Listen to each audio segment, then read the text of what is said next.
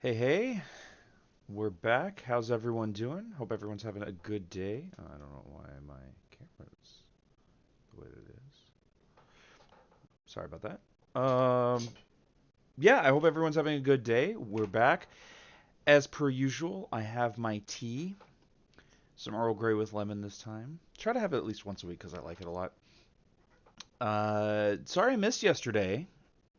It seems like every week Monday is just not a free day as much as I thought it would be. So just missed yesterday, and yeah, no big deal. We're back at it again today. We're gonna pick up where we left off with the. Oh my camera just does not want to cooperate. Apologies for this. I should probably cut this. But whatever. Uh, we're gonna pick up where we left off with the debate we were watching between Daniel Haqiqatjou and Matt Dillahunty. We started that last week, but there are three parts to this debate. The first one, as we saw, was is there evidence for the existence of God? Which, well, they talked about it an amount, I guess. This part is supposed to be on whether Islam is true, and then there's a third part, which is better for society.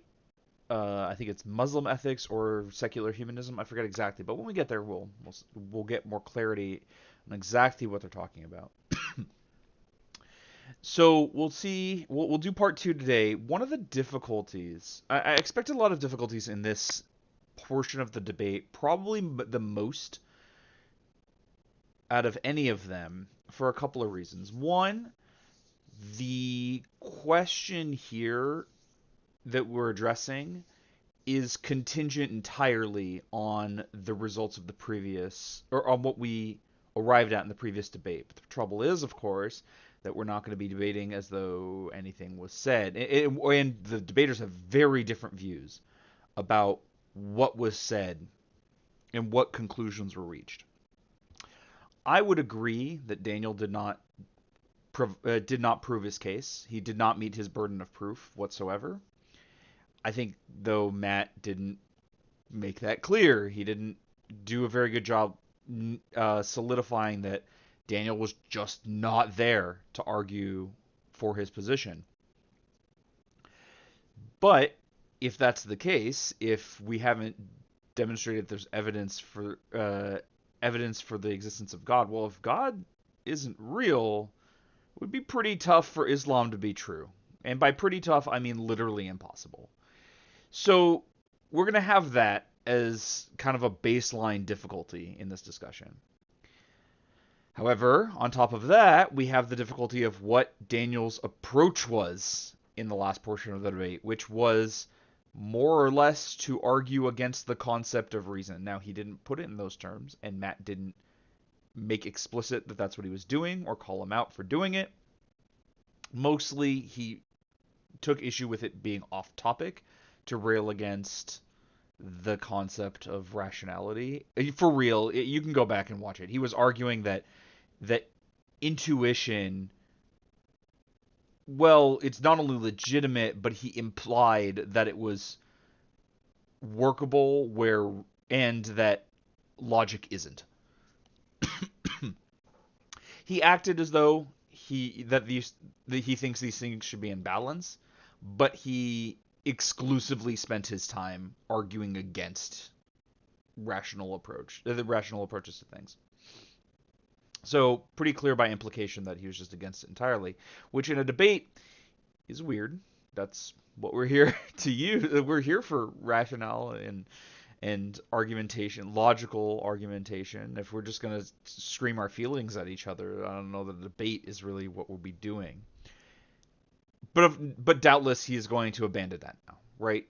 He might lean on intuition being like, well, we intuitively, a lot of people believe it, and you can't rationally approach this to prove it wrong. Maybe we'll see, but I mean, he's opposed to, as he called it, analytic thinking. So how can we really approach this? I suppose we'll see. This is probably going to be the most the strangest portion of the debate, just because of that confluence of like, well, one of the debaters is not in favor of logic, and also where this entire conversation is reliant on Daniel having demonstrated his point in the first part. And while I think it would be impossible for him to, he could have at least tried.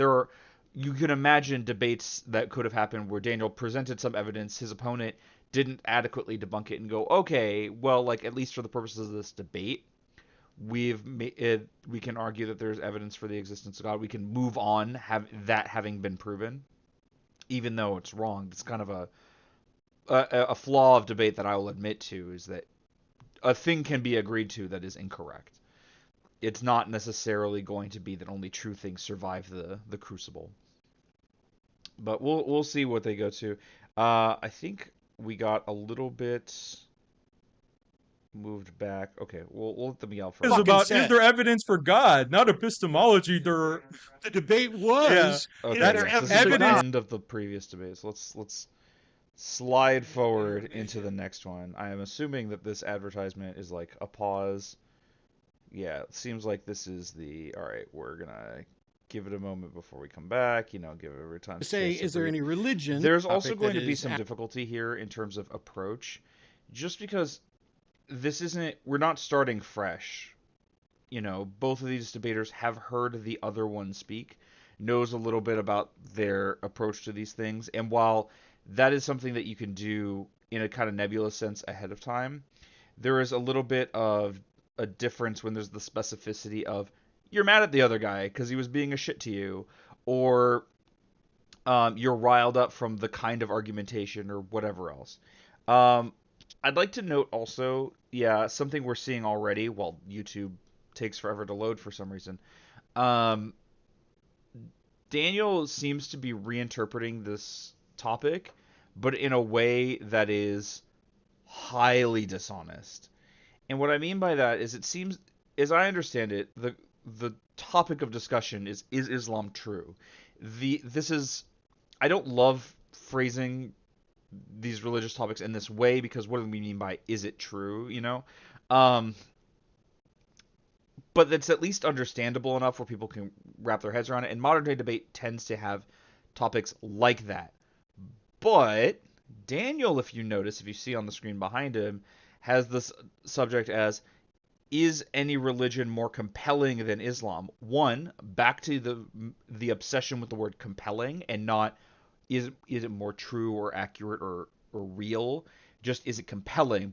That is not a word that seems to come up in the actual topics of discussion, but he's focusing on that because if he can prove that people believe it, which is trivial, well, then it's compelling, isn't it? Well, but that just means that it's persuasive, not that it's accurate in any way. But then on top of that, it is not the same thing to say to ask, is Islam true, as it is to ask if any other religion is more compelling, especially when you're debating with an atheist. I would argue that almost every religion, or most religions that I've come across, are exactly as true as any of the others. None of them seem to have any more credence in my mind than any other. So I would answer no to that, but Daniel would take that as, well, therefore Islam is true. Do you see the trick? Do you see the trick being played there?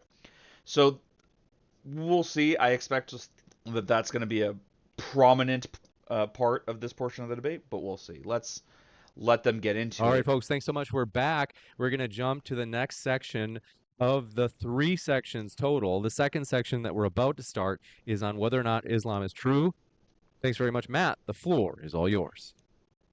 Okay, so I want you to note, the moderator stated that the topic is Islam true? Remember that when Daniel gets to his portion, his opening, and what he says about it. Again, very strange that Matt is leading us off. Matt is the negation here. He would be saying, no, it's not true. It's weird for him to start here. He can only provide defensive arguments against his opponent's position, so he has to presume at what his opponent's position is. When the last topic, he used his time effectively. A concern I have here is that it would be more difficult to use your time effectively into saying anything other than what he already said in the previous debate opening that doesn't also provide additional arguments for Daniel. What do I mean by this? Daniel is going to have some list of reasons why Islam is true, but obviously it's not going to be a complete list of all possible arguments in favor. And so you can do a little bit of blocking. You can figure out like, okay, they're likely to say this or that or the other. But when that's all you have to use for your opening, you're going to have a different selection than your opponent. And so now you're basically making the beginning argument that you're going to respond to for your opponent. He doesn't have to say anything. And you are already saying arguments in his favor. Yes, you're arguing against them, but it ends up adding to the total number of arguments that your opponent has. It's kind of rough. This is another reason why the negative does not speak first or should not speak first. Welcome back to Matt Needs to Justify His Beliefs on Everything, even though that's not the debate topic, which Daniel presented as, bad, is there any... This comes off as a little salty and petty, but like, well, no, yeah, it does come off really salty, but if Daniel had already started doing this in the second portion, if Daniel was speaking first and he did the same thing again, then it would be appropriate, but here it just feels like, I don't know, you're just kind of whiny that you got asked questions you weren't ready for, even though that's not what happened. Religion more compelling than Islam. And because that was the debate topic that I was presented with, that's what I prepared for. Oh, I'm mistaken. Oh, okay. So it seems that Daniel's correct in the topic. Maybe he picked these? I thought I remember there being something about like Daniel having picked these topics. If Daniel chose these topics, because I couldn't imagine modern day debate choosing the topic and wording it this way, especially given that James explicitly said a different topic. It does feel like, I wonder if maybe Daniel did get a lot of say as to what the topics were based on what they were talking about in the past debate, about the circumstances of how they got here. And if that's the case, that's even worse. I already take issue with modern day debate for platforming Daniel in the way they do, but it's even worse when they're letting him pick the topics, and they're letting him if they're letting him choose them, they're letting him pick topics that are super weighted, not neutral whatsoever. It's not, he doesn't have to prove that it's true. He just has to prove that there's no other religion that seems more true. Like, what the hell is that? Like, now Matt has to argue that Christianity seems more true, or Hinduism or Buddhism or whatever. Like, he's not going to do that. That's super weird. But what else can he do with this topic? And if Daniel's picking it, like, he's stacking the deck in his favor, and to let him do that is, I don't know, it's reprehensible. It's beyond irresponsible. It's almost complicit, I would say. A silly topic that is absolutely ridiculous and irrelevant. Because to say, is there any religion that is more compelling than Islam? Okay, doesn't matter. Address that. Doesn't matter. What matters is whether or not it's true. It's like saying, is there any racist more awful than Jim Bob? Or any fable more compelling than The Boy Who Cried Wolf? Yeah. Or any Tyler Perry Medea movie more enjoyable than... That might be the totality of this debate. Matt is completely correct, and I'm glad he is starting his opening by addressing it, and probably going to make it the totality of his, or at least a huge portion of his opening. He's probably going to follow up with, is Islam true? But if Daniel is like, well, this is the topic we're here for, now now he cares, I guess. Maybe. Then we're going to just be talking on completely different axes, completely past each other. And what's worse is that Daniel will be right that, hey, this is the topic we're here to discuss. This is not the time to take issue with it. In competitive debate, in the round is the time to take issue with it, because you have no say in the process of what the topic will be. If there are inherent problems with it, okay, you talk about it in the debate. But with this, no doubt there were negotiations and discussions, for scheduling and so on and so forth. If Matt didn't like that topic, he should have said something. And if he knew that there was a problem with it, which there is, he should have said something well before here. But as I understand it, he was kind of, I don't know, browbeaten into coming into this. Well, none of them. But I had to accept this particular. Oh, Oh, he had thanks to for accept, thanks for okay. interrupting the opening. Good job. I had to accept this debate or this portion of the debate, despite the fact that it's pretty silly, because Why all did I you have care to about accept? personally is Why whether or did you not have to something is accept it? true or whether or not we have good reason to believe that it's true. That's, he'd like to make the whole debate about, is Islam true? But this one he called, is there any religion more compelling than Islam? Makes me Now, wonder, to do be fair, do the debaters suggest the topics when they like request to come on or something? Like yeah, I don't know. Like what is the process behind the scenes? I assumed that Modern Day Debates was choosing the debate topics, but maybe not. I don't know. fair, I still do my homework. And so I went out and did some research, both on a number of different definitions of compelling, so that I could potentially address Oh, other maybe things. I he may is not going have to got get them into all, it as written. but Oh, that's um, surprising and weird. dictionary definitions of compelling. And by the way, I'm not citing dictionaries as authority on anything other than describing usage. But evoking interest, attention, or admiration in a powerful, irresistible way is one definition for compelling. Not able to be refuted, inspiring conviction is another one. Now, So yeah, like if we preclude ourselves to that second definition, then this debate can proceed on reasonable grounds. But there's zero chance that Daniel's going to limit himself to that. He wants to use compelling in either the first or the third definition, where it has a lot to do with whether people are persuaded by the claims, because that helps him a lot. Obviously, there are a lot of people who believe the claims of Islam. Clearly, it is compelling in that sense, but is it unable to be refuted? No, absolutely not. Damn it. YouTube, please. Why this?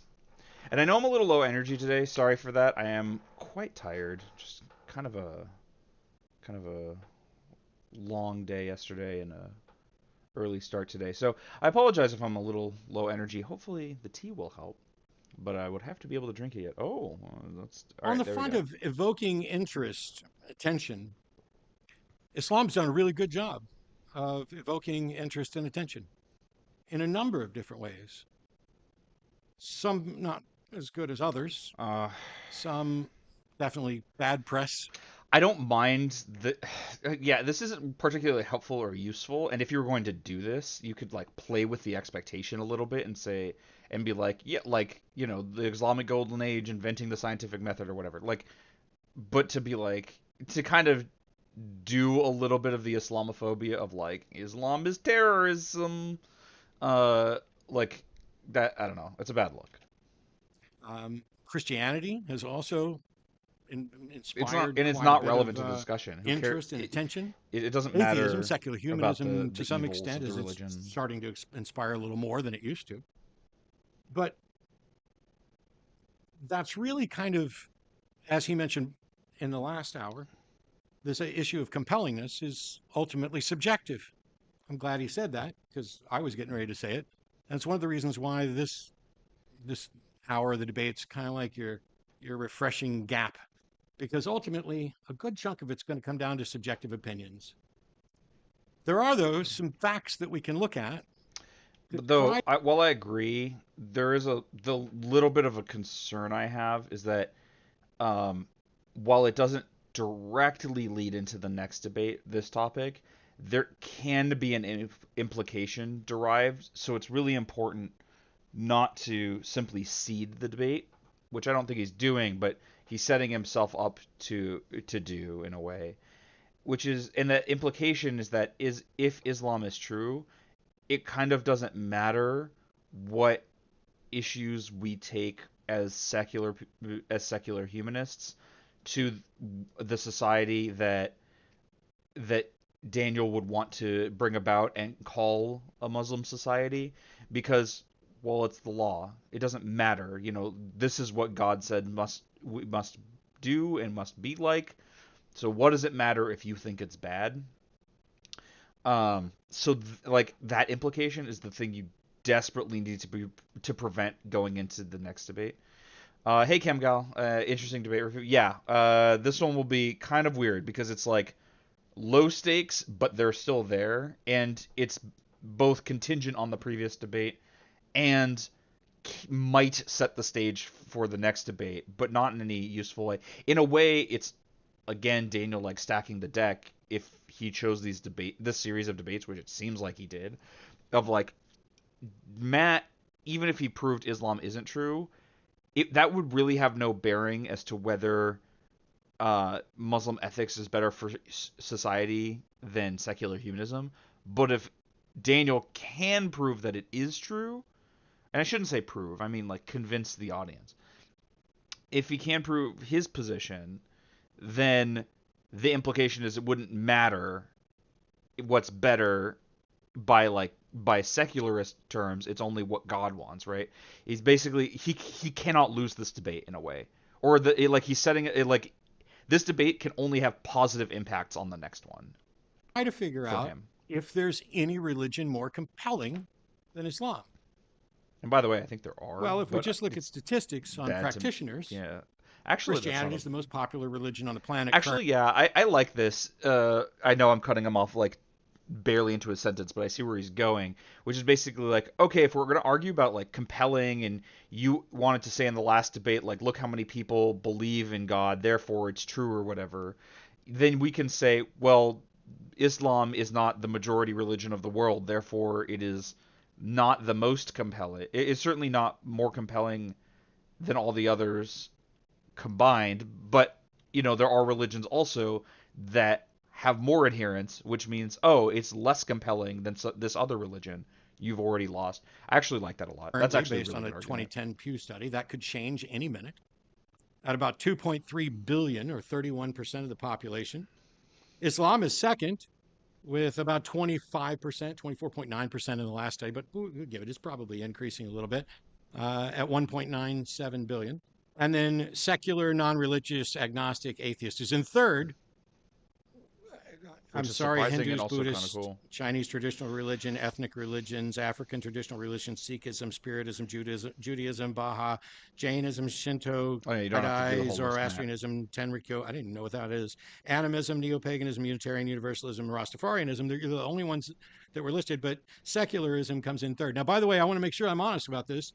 That third category of the nuns, the N-O-N-E nuns, not the N-U-N nuns, is about number of adherents, not to an idea, but to that label.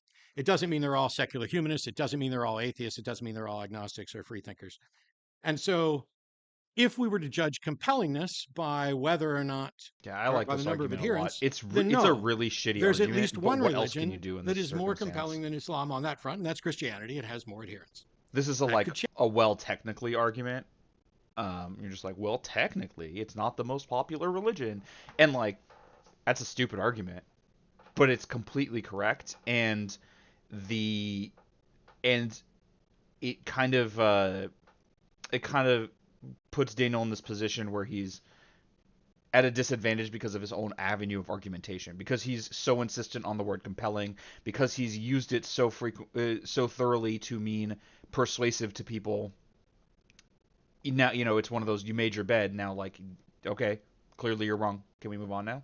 Change. And it could change Now maybe tomorrow. he'll say, it could change when the 2020. maybe he'll say like the rate of adherence to Islam is growing and faster than these other groups or whatever. Okay, then maybe in the future it will become the most compelling religion, but it's not now, right? We're asking an is question, not a will question. 20 Pew study for the same thing hasn't been released yet, and it's 2023. It takes them years to assess this data. When it comes out, Islam could be number one. And because it's so clearly the case that Matt is right about this, what this argument does is it incentivizes Daniel to shift the topic of discussion as to the veracity of Islam, which is the debate that Matt would prefer to have anyway. That's the one that matters, not whether it's compelling to people. Who cares? Like, the answer to that question is solved by a demographics poll or whatever, by demographic statistics, not by argumentation. Why we have a debate about this, which doesn't tell us anything at all about whether or not it's It's like true debating or what how the compelling it is. It just tells us how many acceleration people due to gravity on become Earth convinced is. as a Why would you percentage of the debate that? You population. measure it. It could also be the case that the nuns take the #1 spot, but let's be honest, that's probably not going to happen right away. What it does mean, though, is that if Islam represents 25% of the population, at least 75% found some other religion or some other view about religion more compelling than Islam. So this is the same mistake I made when I was first hearing his argument, which is that feels important, that the majority of people are not Muslims, but technically, and as long as we're on a technically argument, technically that actually has no bearing on this topic of conversation, because the question is, of course, whether whether there's any religion more compelling than Islam. Even if Islam had was 10%, represented 10% of the population, if every other religion was 9% or less, and there were just a lot of them, it would still be the most compelling religion. It feels important, but it's not actually, and I made that mistake too. That's why I rephrased what I was saying. Yes, I agree, Camgao. What matters is whether it's true. The trouble is that's not the topic of discussion. My guess is Daniel got to pick what the topic of discussion was, and it's a really bad topic. It's exclusively to the benefit of Daniel, and it's pretty dishonest in its phrasing, which is also why I suspect that Daniel chose this, because modern day debate would never phrase it this way. It doesn't. It's really it weighs the scales on one side a lot. I don't know. It just feels very much like this is not something that came about from a neutral moderator position. It feels like it came from Daniel's side. Like this, it's so advantageous to him that I couldn't imagine it coming from elsewhere. So you don't have to just compare #1 to #2. You have to compare where you are to everything else. You don't, And but so that's fine. it's not that there's any necessary, it's not like Baha'i is more compelling than Islam, but it's more compelling to some people than Islam. And there's a lot more people who are compelled by something else than are compelled by Islam. What about another definition of compelling? Like controlling. Like I'm going to compel you to pray 5 times a day, or wear a particular outfit, or not to leave the house without somebody Okay. else in your company, Interesting. or not to do this or do that, or not to have sex with someone of the same gender, or not to seek equality. This is another issue of Matt speaking first. While this definition could be relevant, it's only really relevant if that's what the affirmative is using as their definition of compelling. The trouble is, of course, Daniel hasn't presented what he means by compelling because he hasn't spoken yet. Now, undoubtedly, Daniel's not going to define compelling. He might rely on the nebulous implication of what he meant by it in the previous round of the debate, but really, you ought to have let Daniel speak. Note what his definition or lack thereof of compelling was, and then if there's not a definition, then you can go on this diatribe of like, oh, do you mean like it's the most controlling? But also, even if that were the case, you're kind of making an argument for Daniel, because we're not asking whether Islam is good, we're asking if it's compelling. And if you make the argument of like, oh, it is the most forcing in that use of the word compelling, then you're just proving his point, even though people would think it's bad. I don't know. It's really stupid, and it's all derived from this terrible, terrible topic On those fronts. Just the Well, horrendous wording. I don't know if Islam is the most compelling on that front. I don't think that's what Daniel had in mind, but I don't know because he'll get to give his presentation in just a minute. We don't know if that's what he was thinking about, but I had to go through the various definitions of compelling. But just so that I'm not here to throw shade at every other religion, secular humanism was originally founded as a religion. The Oh, I first didn't know Humanist that. Manifesto presented the case for secular humanism as a religion. And while it is definitely not more compelling on the 2 grounds that I just presented, I find it more personally compelling, and so do other people. And my personal view is that it should be more compelling to everyone. I think this introducing this is kind of it makes sense in the sense that you're speaking first and you feel the need to like prove something or say something during this time, but it opens up the possibility of Daniel just taking issue with secular human. Now it's not yes no on Islam. It's Islam versus secular humanism. And if he can trash that, then it doesn't matter what he says about Islam, even though that should be the only thing that matters in this portion of the discussion. And my reasons for that, some of which we'll get into in the third part when I give a more robust defense of secular humanism as a good for the world, is that secular humanism adheres to a few very basic principles: individual autonomy, the right to steer your own ship, that sort of freedom, liberty, that's key. But also, it holds that whether or not there is a God or whether or not some other religion is right about something, that we seem to be stuck here on this planet and we have problems and conflicts and we need to find ways to resolve them. And since Yeah, this I isn't really can't point to anything. my God and say, this solves the problem unless you also happen to accept my God. By the way, I don't have a God I'm It's using. still This is so weird to me that Daniel has like a PowerPoint and laptops at hand and Matt doesn't. I wonder if that was just Matt chose not to bring anything like that, or if there was something about like it feels like so much of this conversation is weighted in Daniel's favor that it makes me even wonder if it was one of those like, yeah, we get you out here and then you find out that Daniel has all this stuff at hand. Like he can literally Google stuff in the middle. He can, yeah, I don't know. It's really weird that he has access to these tools and Matt doesn't. That in the first part, I was chalking up to Matt just choosing not to have those handy, and like that can be a choice. But so much is so much of this context feels like it was designed to put Matt at a disadvantage. It makes me wonder about this too. Now everything is suspect. an example. Somebody's going to cut that out and put it up on YouTube. Oh, Matt's talking about his God again. Um, you can't do that because we don't have an objective way to determine whether Daniel's version of Allah is correct or Isa, the guy I debated a week or so ago, whether his version of Allah is correct. And that's just within Islam. When we also take a look outside at Christianity, there's no ready solution to those. And so what secular humanism does is it doesn't say those are wrong. It says we can't appeal to those. We're going to have to fix our Maybe problems Matt on is our very own. confident, right? And secular Yeah, humanism I mean, has I agree, and that was my initial thought. I would also prefer to go into a debate like this without a computer to hand and just like a notepad. That would be a deliberate choice on my part for a few reasons, and that was my initial assumption. It's just like this topic being chosen the way it was, that Matt was saying that he had to accept this wording of the topic, like he wasn't allowed ahead of time to contest the wording of this topic, is the implication he said. It makes me wonder about everything. It probably is that Matt just chose not to have a laptop because he didn't feel he needed it, and there are a lot of reasons why you wouldn't, and a lot of good reasons to not have one. It's just one of those like so much of the framing here is slanted in Daniel's favor that it makes me suspicious. So you're probably right, Camgal, but I don't know. I'm just I don't trust it. That's all I'm has saying. at its foundation the betterment of human existence. That's the goal.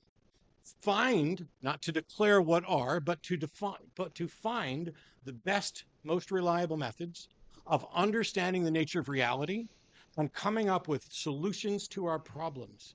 We don't get to say, well, my God said we're doing this, so we're doing this, because that just doesn't work. We know from the empirical evidence over history and conflicts between people asserting their religious authority over others that that's not a good method of solving problems. Religions solved their problems Yeah, by this conquest, is just by completely off conversion. topic and And irrelevant. secular Like you can humanism check out seeks for to this part solve of our Matt's conflicts opening, by data, but that's just because what debate, and else is he going to talk discussion. about? He's the negative speaking That's first. the foundation of humanism. If the goal within humanism is to come up with The a problem world is that it is can better be for human harmful because he's beings, introducing something then that Daniel can any attack. idea from any religion that can demonstrate that it is in fact better for human beings, that idea gets rolled into secular humanism. This is something, by the way, that I think is useful to learn from. When you're in a debate, there is an amount of strategy that has to go into these things. I understand that that can seem kind of dishonest to some people, but I kind of disagree. Um, there is a good that is done by representing true ideas well and in a convincing way, and so that's how I justify it to myself, I guess. But the thing that I'm taking issue with here is that you don't need to, like, you shouldn't say things that aren't necessary to the topic. Everything you say is potentially a point of attack for an opponent. Now, obvious, like, that seems kind of obvious, but it also seems kind of controversial because a lot of things you wouldn't think are avenues of attack, right? If I say, uh, if I say something non-controversial, like people need food to live or whatever, that feels like it's not open to attack, but it is in some argumentative ways. I'm not going to go into how. I guess I should just, for like as an example, the implication of that statement is that this is something that ought to be prioritized, and maybe your opponent can attack that implication. Maybe just because we need it doesn't necessarily mean that it's a good. It's stupid. It's a bad argument, but people can attack it, and it is a weakness you're presenting. Whereas if you just don't say that, that's something that they can't attack. And maybe it doesn't really matter for the topic at hand, but it makes you look like you're losing. It makes it look like what you're saying is ridiculous. You're an adherent for this false religion of bad things or whatever. Like, that's how it can be portrayed. I don't know if that's going to happen, but it's just inviting an opportunity for counter argument that you don't need to. It's just not necessary. It's not helpful. Everything you say should be positively beneficial to the position you're trying to make. Obviously, you can't stick to that fully. Everyone, sometimes you feel the need to say something, or you like have a thought that comes into your head and you didn't like fully vet the idea. I'm not saying like, you should be completely wooden in what you say, like calculate everything down to the last contingency. No, but especially with bigger arguments like this, if you're spending the more time you spend on it, the more important to the debate it should be, and he's spending a lot of time on something that is completely off topic. If it turns, well, it gets rolled into humanism, because if it turns out that somebody can actually demonstrate that following a particular god is better for human beings, Yeah, now he's arguing on the then it would next be a part of debate humanism and just no longer be secular, because you're going to be adhering to a god. That's the foundation and the focus. Humanism I'll be focuses on honest, humans. I'm really worried about the Islam next debate. focuses on God. I don't think Matt is And while God equipped may to have the handle best it interests well. of humans in mind, But we'll see when that we would get need there. to be demonstrated in order to declare that it's better for humans. Otherwise, it could just be that God has God's best interests in mind, or that what we have is a situation where we don't have a God. This is We literally have a lot the of next people making topic. I declarations wonder if about he's what just that saying that God because he has thinks and nothing what else to that God talk wants about during this for the time. world. But yeah. And so if secular humanism says, let's work together to find the best information. And by the way, that's another axis of this debate that I wonder if it was designed in Daniel's favor. Matt keeps being the one to speak first, even though at this point he has been the negative exclusively. Why? Did Daniel pick that too? I really don't know, but it feels like that would make sense. And the best way is to address that information so that we can share the best world possible, even if we never get there. I'm not saying we're going to get to utopia. Oh, if secular humanism just takes over, we'll all be in utopia. No, it's ridiculous. All right, come on. The problem is we don't have good data to compare fully, which we'll get to in the third part, because there's not a secular humanist nation and never has been. And so we don't know for sure how a nation would be like that. But that's for the third part. With regard to compelling, I think if you genuinely care about human beings, I agree with you, but normally it doesn't matter. Founded on this, it's human been beings really a big deal. Like Matt even mentioned that he had to agree to this topic, implying that he didn't have any say, and that's kind of weird.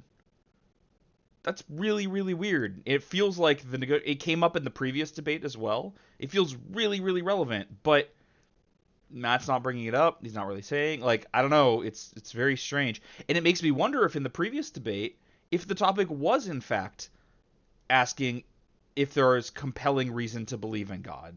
In which case, it's one of those like, yeah, I guess Daniel was right. There was compelling reason, but why the fuck is that the topic? Why is that what we're going on about? That doesn't make any sense whatsoever. Yeah, I don't know. It really feels like Daniel wanted to debate Matt because it makes him look good to like take down all these atheists or whatever. contacted Modern Day Debate, said, "Hey, I want to debate Matt. These are the 3 topics I want to do."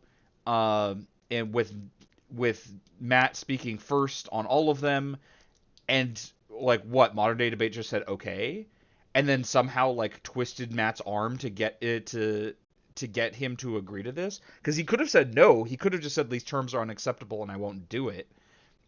But maybe he was compelled by like public callouts or something. I have no idea, but it's very strange. It does very much feel like Daniel had an enormous amount of sway over the grounds of the debate. And back to the like martial arts analogy that I keep using for debate, if is debate is martial arts, this is Daniel getting to pick where they fight. Like he gets to decide, like, oh, we're fighting in this mountainous terrain, and I'm gonna be standing on top of the hill at the south outset, and you know, like, it's just he gets to make it so advantageous, and it's just it feels like the debate should have happened before we got here. Beings as its focus and goal, that is willing to accept ideas wherever they come from that are demonstrably good for humans, should be pretty damn compelling. Thanks for that opening, Matt. We're going to kick it over to Daniel for his opening for this section, in particular on Islam, whether or not there's more evidence for Islam compared to other religions. Daniel, the floor is yours Yeah, now for 10 even Modern minutes Day as Debate is well. saying that that's the topic. Thanks for being with us. But they said, is Islam true? Maybe Modern Day Debate didn't understand the difference between the topic that we're actually discussing and the topic, is Islam true? Maybe they didn't see those as different things, so when, like, if Daniel requested this, they were just like, okay. But they're very different. And I feel like they should have been able to know that, to see that.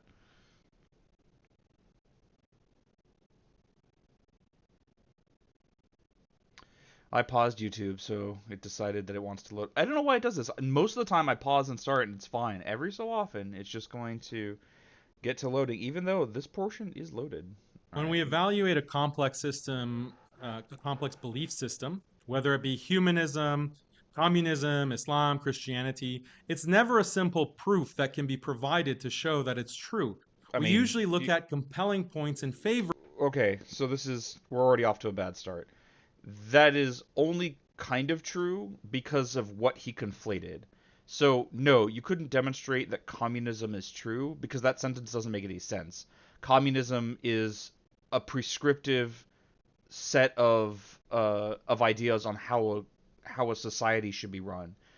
So like how a society and a government should be, in an economy should be run. That's not a concept that's amenable to truth claims. You could argue whether it's good or not, but not whether it's true. That wouldn't make any sense whatsoever.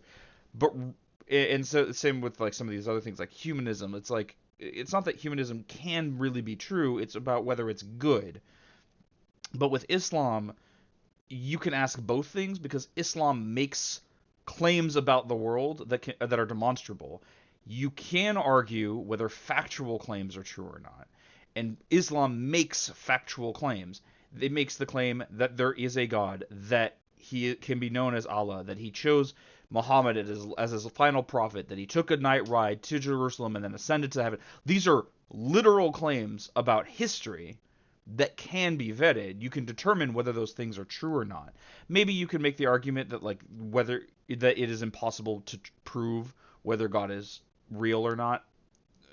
Well, that's what the last debate should have been about. We just didn't do that.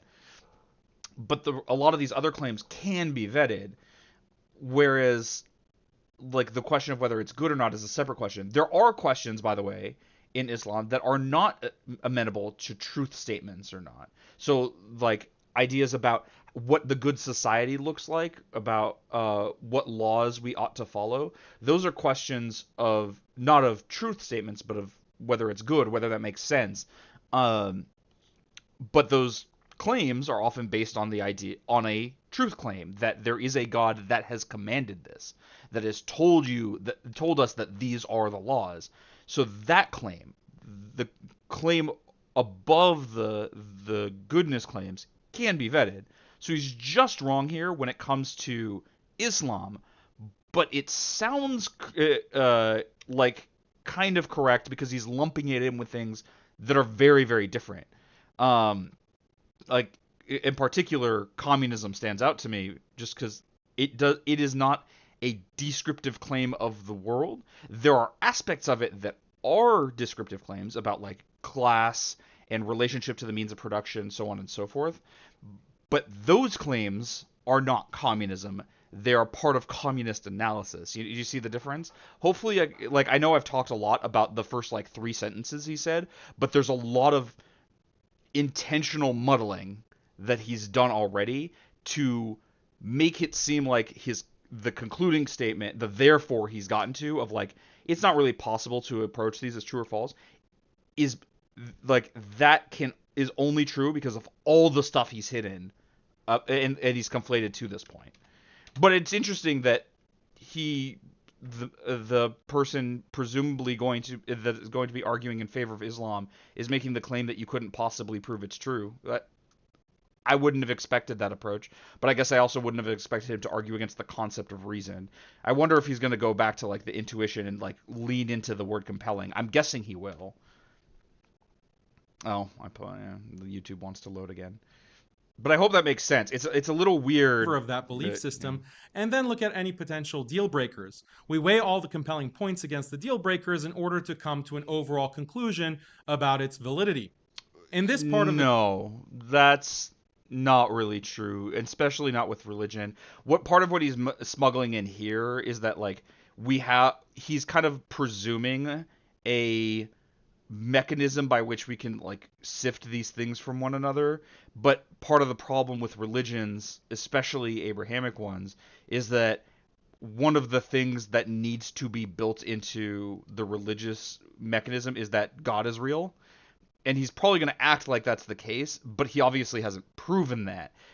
But it's pretty important. Like, if God is real, then a lot of these claims change in character. As opposed to, if there is no God, then, like, no, these commandments cannot have come from him, and it cannot be good to do them because they make God happy. That wouldn't make any sense whatsoever. Oh my. He is a very, very talented liar. I will say that. He's very good at the dishonesty. The debate, atheists have to pretend that they're open to accepting a religion. So which religion is most compelling? So now, again, note the subtle ad hominem. Atheists have to pretend that they're open to religion. It tells you, one, he's implying, one, atheists are closed-minded by nature. Like, inherently, if you are an atheist, you are closed-minded, which is not true. And second, that they are liars, that they pretend, they deceive you into thinking that they are not closed-minded when they are. You see that? Maybe it's not an ad hominem, maybe it's poisoning the well. But it's very, very subtly. Atheists commonly argue that all religions are equally compelling. What they mean by this is that all religions are equally false. By the way, if I thought about it, I would probably disagree with the claim that all religions are equally compelling. I find some more compelling than others, but ultimately none of them exceed the threshold of compelling enough to believe in. And for what it's worth, what I find the most compelling as a religious claim is deism, which is very, very far from a theistic claim. So it's not like if I engaged in like, if I engaged honestly about, okay, they're not all equally compelling, Islam is still not anywhere near the top of that list. If I start to rank religious beliefs. For me, it'd probably be like, after that is maybe like Taoism. Like Islam is very far from the most compelling, even if I start to like engage in the ranking them. No, they're not all equally compelling. This is because religions make claims that cannot be proven scientifically, and it's assumed that claims which cannot be proven scientifically are not compelling. For example, the Islamic claim that one God exists is no more compelling than the claim that Zeus or Hercules exist. But this is not true. No, it is. Humans naturally find certain theologies more compelling than others. Yes, and this the animistic ones. And if the things that are found more compelling, by the way, historically have been the pantheon of gods. Monotheism is relatively new, so much so that some religions that claim to be monotheistic, I don't think are. But no, like monotheism is like relatively new in human history. Judaism claims to be around 5,500 years old, something like that. But that, in comparison to the totality of human existence, which I think is like close to 1,000,000 years or something like that, like 5,500 years is nothing. It's vanishingly short. But like animism goes back way beyond before that, way before the pantheons that we're familiar with. Most gods that have ever been conceived of have passed out of memory long ago. So no, it's not like more now in the modern day. Monotheistic religions are the most compelling. If I remember right, Christianity is the most represented religion worldwide, and then Islam. But that is only in the present time and space, where there's been a lot of social change. Like, is it more compelling? Is Christianity more compelling because people find it more reasonable, or like it makes more sense to believe, or because people who were Christians colonized and conquered half the world? Does that have anything to do with the truthfulness of the religion, or like any veracity on the religion's part? No. Well, that kind of history has impacts elsewhere, including the people's proclivity towards monotheistic religions as opposed to animistic ones.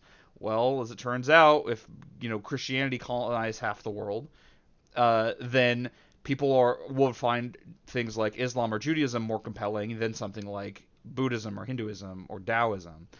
Not that it makes them any more true or not, but it like obviously has nothing to do with anything. He's gonna pretend like none of this is relevant, but like if we exclude that like lens, even if we don't talk about like the impact of history, like I don't know if, like, in terms of raw numbers, but like a far well, maybe not percentages, but like a huge number of people believed in animistic religions in the past. It's just in right this second, it's like coalesced. Maybe he'll make the argument that's because they like stood the test of time, but then you have that history, the problem of history. I don't know. Oh my God, this guy packed so many falsehoods into such little time. It's really impressive. He is an extremely talented liar. This is like PragerU level. They should get him on, even though they would not see eye to eye on religion. Of natural intuitions that all humans have. There are three natural intuitions to consider.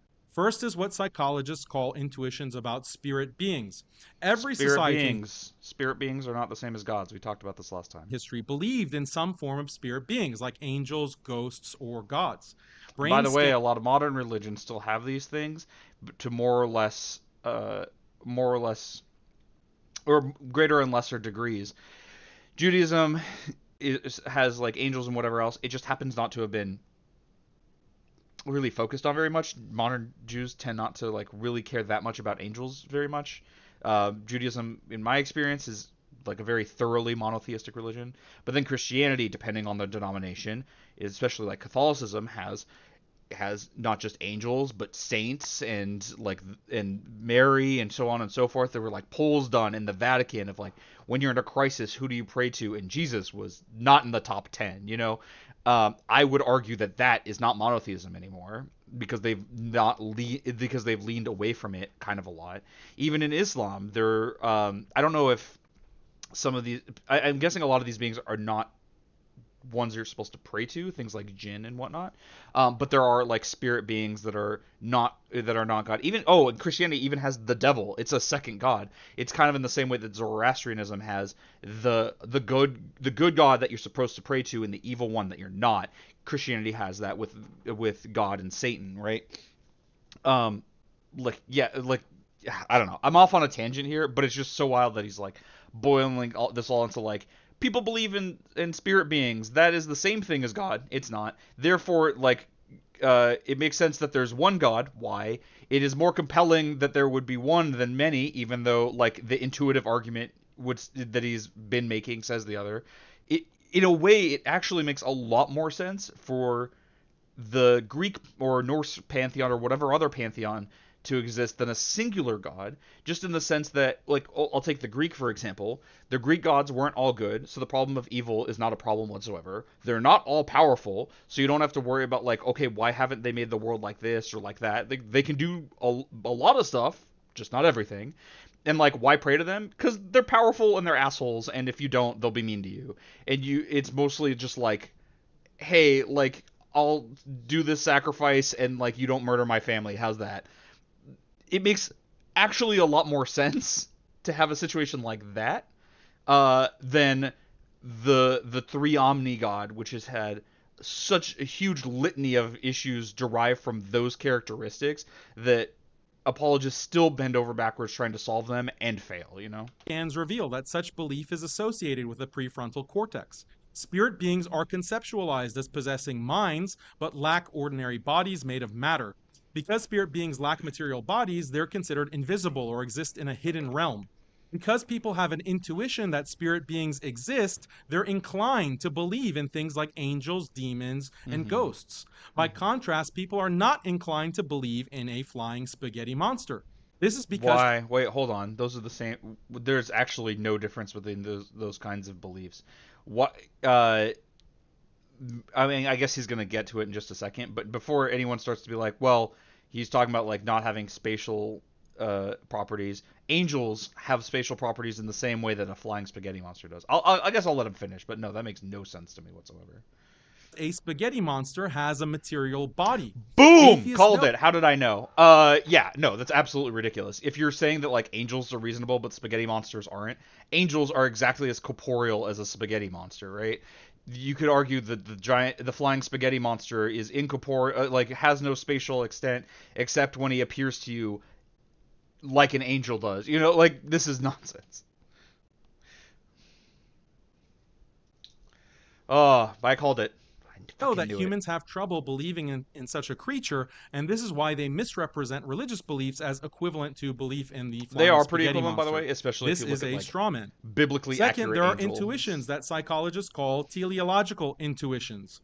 Studies reveal that young children believe that certain things like cars and spoons are made by human beings, but natural things like animals, plants, and the sun are not made by human beings. The interesting thing is that children believe that these natural entities were made with a purpose by non-human agents like God. So children believe all sorts of stupid shit. Children believe that the tooth fairy is real. Are you on board for that shit? Children believe all sorts of crazy nonsense. Infants believe that when they can't see a thing, it has ceased to be because they haven't yet developed object permanence. Doesn't make it true. It just means that people have an inclination towards certain beliefs. Some of those beliefs are wrong, my dude. But I guess he doesn't really care about what's right or wrong. It's just about what's compelling. I don't know, it's fucking stupid. Oh man, this argument's incredibly dumb. I'm really getting annoyed at YouTube having this loading issue. It's having it a lot today, but also very inconsistently. So I can't even like build it into like, all right, well, I'll finish my thoughts in the next 10 seconds. So I'll hit play now, and by the time I finish, it'll load. In other words, Alright, there we human go. intuitions support the I'll try to idea that pause less for spirits that or reason. gods create natural entities like animals, rivers, and humans themselves. This idea is found in religions across the world. Third, humans have intuitions about causation. And Humans remember, find simpler he causal thinks he's proven explanations that more intuition compelling of a thing than means complex it's real. causal explanations. This is Occam's razor. The ideal is causal explanations that assume only one cause. Now, when you combine these three So intuitions, Occam's the razor is result is often misused in this way. Yes, you should prefer it is a guideline that preferring a less complicated solution is generally more likely to be correct. However, it is not the case that it is like if something is less complicated, therefore it is true. There are a lot of scientific principles where that's the case. Like it would make more sense if things worked this way, but they don't because not everything lines up with these guidelines. But I'm guessing what he's trying to imply is like, oh well, having lots of gods is less simple than having a singular god, except it's kind of not because you introduce additional problems. Having a single cause, you're not reducing the number of causes either. To say what created the world, a single god or gods as a concept, is still one answer to that question. It's just that the answer is comprised of parts as opposed to not. It's not particularly simpler. people believe that spirit beings exist, spirit beings have created natural entities for a purpose, and ultimately there is one spirit being who has caused all things to come into existence for a purpose. That last bit is an advent of modern religion. That is not the case of like animism or whatever. Like this is only if you already buy into monotheism as a concept, which he hasn't really demonstrated so much as like allude to Occam's razor as therefore it is the case, but like you haven't demonstrated that whatsoever. Purpose. This is the natural intuitive basis for belief in one supreme spirit being or creator God. In other words, monotheism. Since it's supported by so many. By the way, as a from the position of strategy, we can learn a little bit from Daniel's approach here.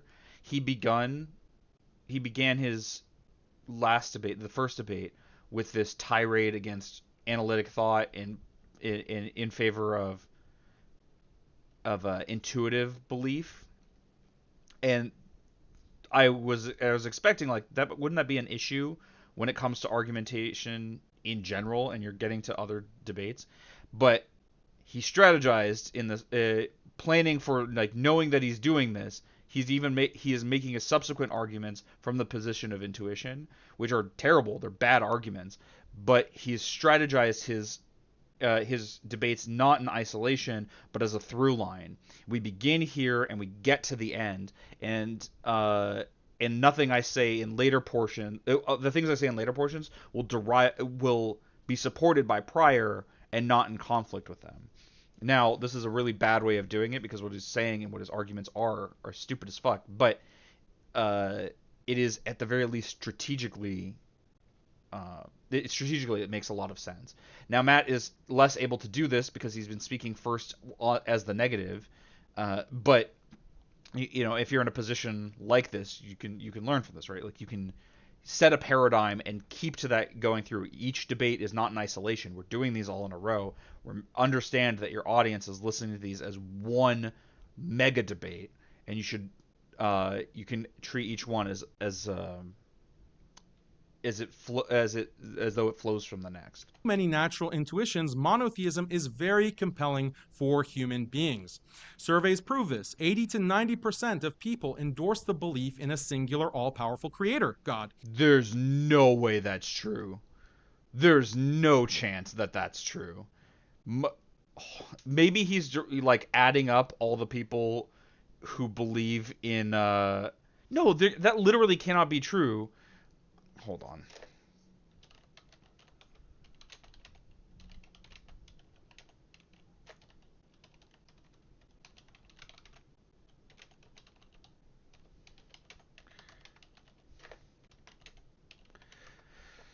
So, okay, so Quora says so, but Quora is not really reliable. Okay.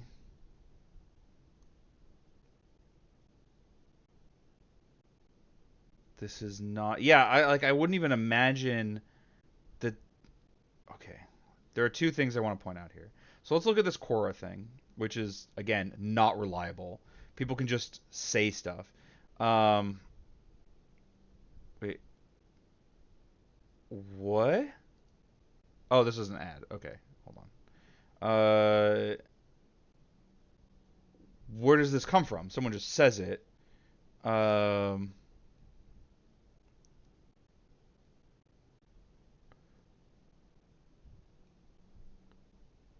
And that includes.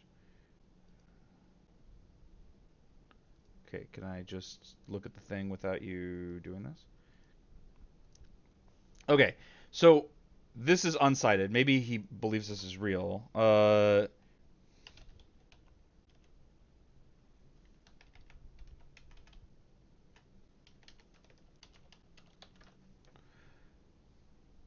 Maybe it is the. Yeah, no. So it's literally impossible based on the information that Matt had already presented, which is why I didn't really buy it. Maybe this can help us out. So this is from Pew. You can see that at a minimum, unaffiliated is 16%. That's already a greater percentage than what Daniel was talking about as being capable of not believing in a singular God.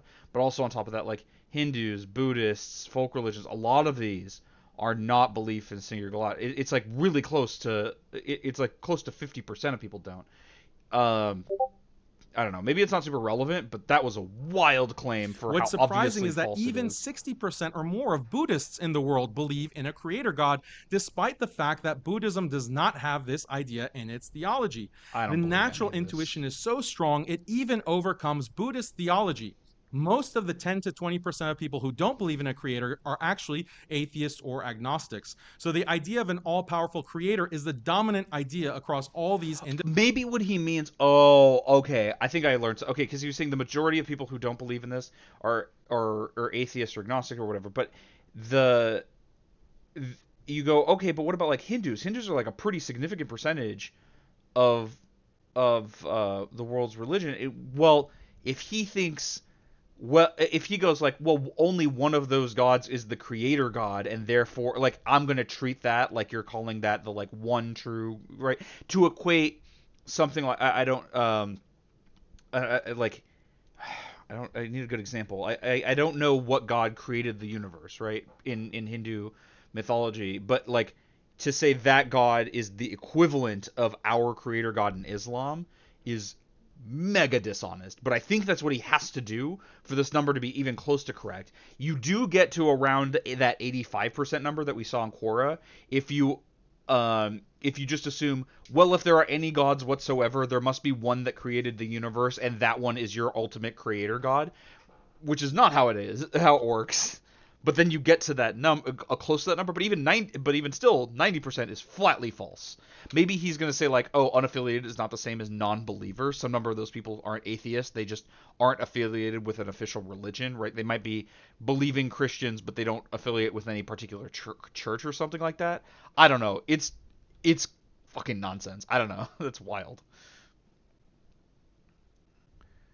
This is how you can get like caught up in the weeds. Like it would be like you couldn't really like delve into this that much in a debate, but you could just be like, uh, I mean, you might just need to shout at him. Well, maybe not shout at. You might just need to say to him like, you haven't demonstrated that in any way whatsoever. That is in contrast to the statistics of world religious belief that I displayed earlier. If you want to try to actually prove that statement, you can derive conclusions from it. Otherwise, we can easily see that everything you've said is false because it's based on an incorrect premise. But this is only if you're going like point by point that really works. independent religions and cultures around the world.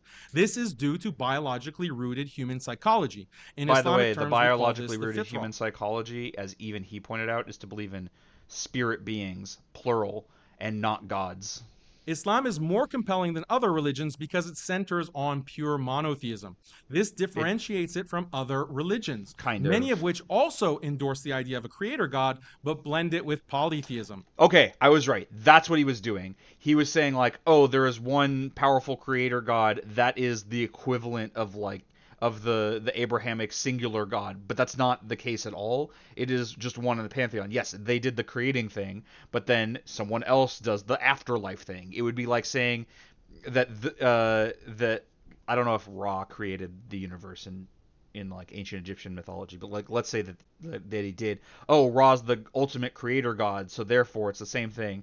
But then the Abrahamic god deals with the afterlife. So Osiris, the afterlife god, is the same thing as this god. It's like, no, those are two different gods. They just have different jobs, and it's weird to conflate them with like to say like, oh, this is a belief in a singular, all-powerful creator god or whatever else. Um, yeah, it's so weird.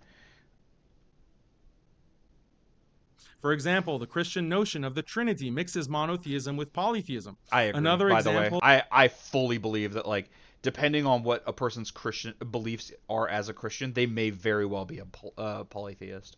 I do not think Christianity is necessarily monotheist. is Judaism. Certain passages in the Hebrew Bible are strictly monotheistic, others are polytheistic. Also, Hinduism has a Yeah, monotheistic. but the problem you're deriving with Judaism there doesn't really work, considering that Islam accepts the truth of the Jewish biblical texts as so like you have to sign up for those as well. Judaism is at the very least as practiced monotheistic, but notice he was pointing at the biblical text to say otherwise.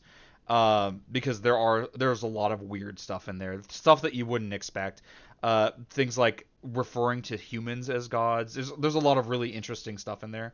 I would point you at Bart Ehrman as a really interesting lecturer about this kind of stuff. That's where I learned it from. But yeah, like it gets kind of weird. But that is not unique from Judaism to Islam, considering Islam goes in for all the same claims.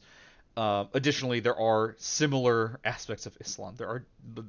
I'd have to do some digging, but I'm sure there are other spirit beings. At a minimum, the prophet was supposed to have received dictation from an angel. So, okay, there's your like pseudo god in that case. He would say that that's not the same thing as a god, but then okay, that also applies to something like Judaism. He really has no mechanism of differentiating the number of gods between Islam and Judaism.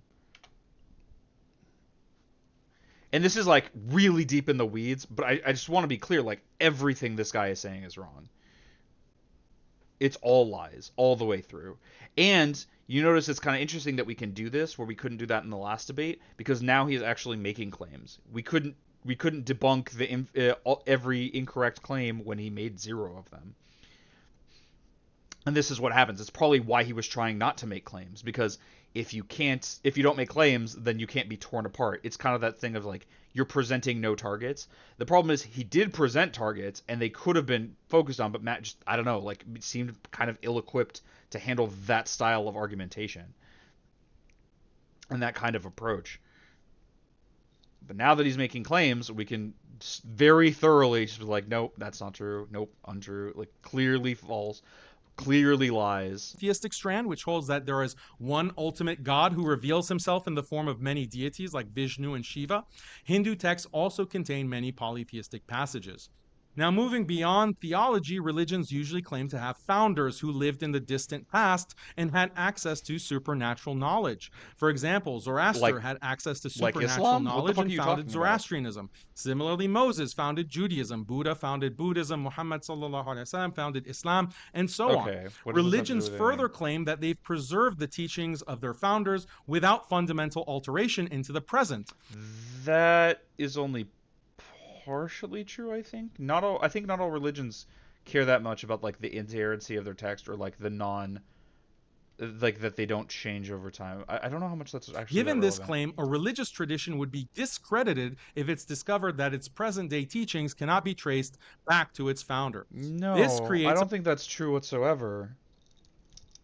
That's true in religions where belief is the crux of being an adherent. So like with Christianity, most denominations tend to be really big on you have to believe in Jesus specifically and believe these things to be a Christian. But that's not the case for all religions. Judaism in particular is like pretty act oriented, especially like Greek religions or whatever. You don't have to. It's not whether you believe in Athena. It's whether you make an offering to her. It's about the things you do, and like you don't have to believe in any given text or whatever. Yeah, that's a really weird claim. It's a problem. History shows that religions usually change significantly over time due to social, technological, and political change. Also, I'm willing this means to bet that in most cases, a religion's core scriptures and doctrines have changed over time and cannot. You know what, let's do a quick Google, because this is a really common claim from Muslim apologists that that the Quran has remained exactly the same throughout all time. Okay, Muslims believe that, but is that actually true? Okay, history of the Quran. Okay, this doesn't actually. Okay, Reddit is not a good source, obviously. Okay, well, this is from Christian Apologetics and Research Ministry. I'm not exactly sure. Okay, it's common among Muslims to assert that it has been preserved with miraculous perfection without error, but okay, but is that true? It's rather easy to refute. Okay, it seems like no, there have been changes. For example, published a thorough comparison of popular modern texts of 20 other two earliest manuscript. I'll slow down.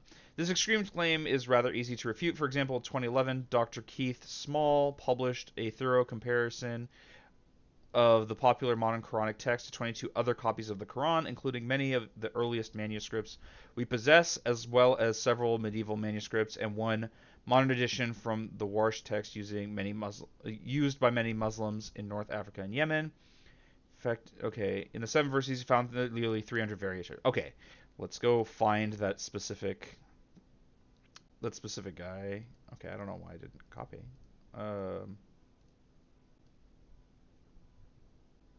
in. Let's see if we can find that. I'm not like necessarily trusting of okay, Cambridge University. That's pretty good. Oh, well this is okay, well this is just the book review.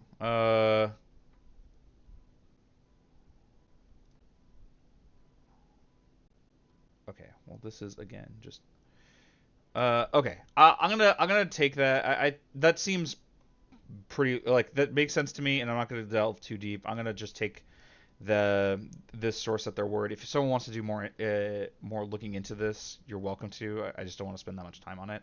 But yeah, I would be floored if there were actual no changes. Maybe he means they're not significant enough to matter, but like every religion would say that about the changes in their texts. Not be traced to its founders, at least not in any historically verifiable way. Oh, and by the way, Muhammad is kind of not the founder of Islam. It's the angel Gabriel who dictated to him, right? And he wrote it down. You would have to demonstrate that it's unchanged from what the angel Gabriel said, which you could not possibly do. For example, historical investigation demonstrates that basic Christian doctrines like the Trinity cannot be traced back to Jesus. Similarly, when it comes to figures like Zoroaster, Moses, and perhaps even Buddha, it cannot be independently verified that these figures have ever even existed. Oh, and by the way, for some of these, like with Moses, I don't actually think it would matter if it was the same as what Moses, because Moses didn't. The Torah, the 5 books, you know, well, people call it 5 books of Moses. The like 5 books of the Jewish religious texts, like the 5 main ones that are in the Torah, right? Those, I don't know if they came from Moses, but even if they did, it didn't like it. I don't think it really matters. They're supposed to have like been from God. Like Jews don't care that much about like who like which prophet acquired it. It was just about like, we have the Torah now. That's the important thing for them, you know? Like, as a result, basic Zoroastrian, Jewish, and Buddhist texts or doctrines cannot be traced to these founders. But Islam is unique in that its basic scripture and doctrines can be traced back to the Prophet Muhammad. Nah, he's like the inerrancy problem. He's completely skirting. He's acting like it's solved, but like, no, it's also not the same as you know. This is something acknowledged even by non-Muslim academics. Rock inscriptions and 7th century non-Muslim sources confirm that the Prophet ﷺ actually existed. Furthermore, actually existed is not the same thing as wrote this thing down. He was, by all accounts, illiterate. How the hell did he write anything? Radiocarbon dating has demonstrated that the Quran we read today can be traced back to his lifetime. There's also back to his lifetime, but not written by him. Notice the deceptive wording. Can be traced back to his lifetime, but it would be basically impossible for him to have written it. That basic Islamic practices and doctrine can be traced back to the Prophet. Basic practices and doctrine, not the inerrancy, not that it is the same now as it was then, which remember was his criteria, and that's why he could reject some of the other mentioned in the Quran or in inscriptions or in 7th century non-Muslim sources. Practices like ritual prayer, fasting, zakat, pilgrimage, or beliefs like belief in one God, his prophets, his angels, heaven, hell, a final day of judgment. Oh, if you just got the basics the same, then you can do this for a huge number of religions. The differences between like the beginning, like the oldest text and the most current version of the text are probably not so great that like the broad strokes have changed, you know. All these core practices and doctrines can be objectively traced to the 7th century. Now, to be clear, the fact that a religion's teachings have been preserved does not, in and of itself, prove the truth of that religion. Nonetheless, if a religion's teachings have constantly changed over time, and this destroys the credibility of that religion. Notice he's like implying, 1, that the Quran has not changed over time, and 2, that the other religions have changed in a significant and relevant way. If you change, like, if you change, for example, if there's a story about whatever religious figure went to a lake and then it gets changed to went to the sea, is that really that big of a change? It's a difference, and technically it is not literally the same, but it doesn't change the impact of that story. It doesn't change the broad strokes of it, For example, it's hard to be a Jew or a Christian once you realize that basic Jewish and Christian doctrines and rituals cannot be objectively traced back to Moses and Jesus. But Of no, all the it doesn't major actually religions, matter at Islam has all. preserved its teachings best, and this contributes to its unique compellingness. Another critical factor, Compellingness. every religion ascribes amazing and miraculous. And also, that's not true at all if you understand that religions have not stopped being created since Islam. So, like, Scientology would have a really, really good claim to towards the preservation of their texts, given that they're all based on L. Ron Hubbard's writings in the last century or two. We have them all literally identical because they were created with the printing press, right? You can just copy the actual word for word, way better adherence to the original text than Islam could even dream of. But of course, he's not going to factor that in. Acts to its founding figures. And this is because the miracles of a founder make his message more compelling. Amazing acts are evidence of support from God or supernatural. So now he's back to, remember, notice the constant shifting of implication. When he's talking about other religions, he's implying that the changes are substantial and relevant. And then when he's talking about Islam, he's acting as though there are no changes whatsoever. And it is this amazing act, by shifting back and forth of what we mean by a change. He hasn't said outright that the Quran is unchanged in all this time, but through implication, he's making it seem like those changes are irrelevant, whereas any change in these other texts are fundamental and basic and a huge deal. He's constantly switching back and forth between these.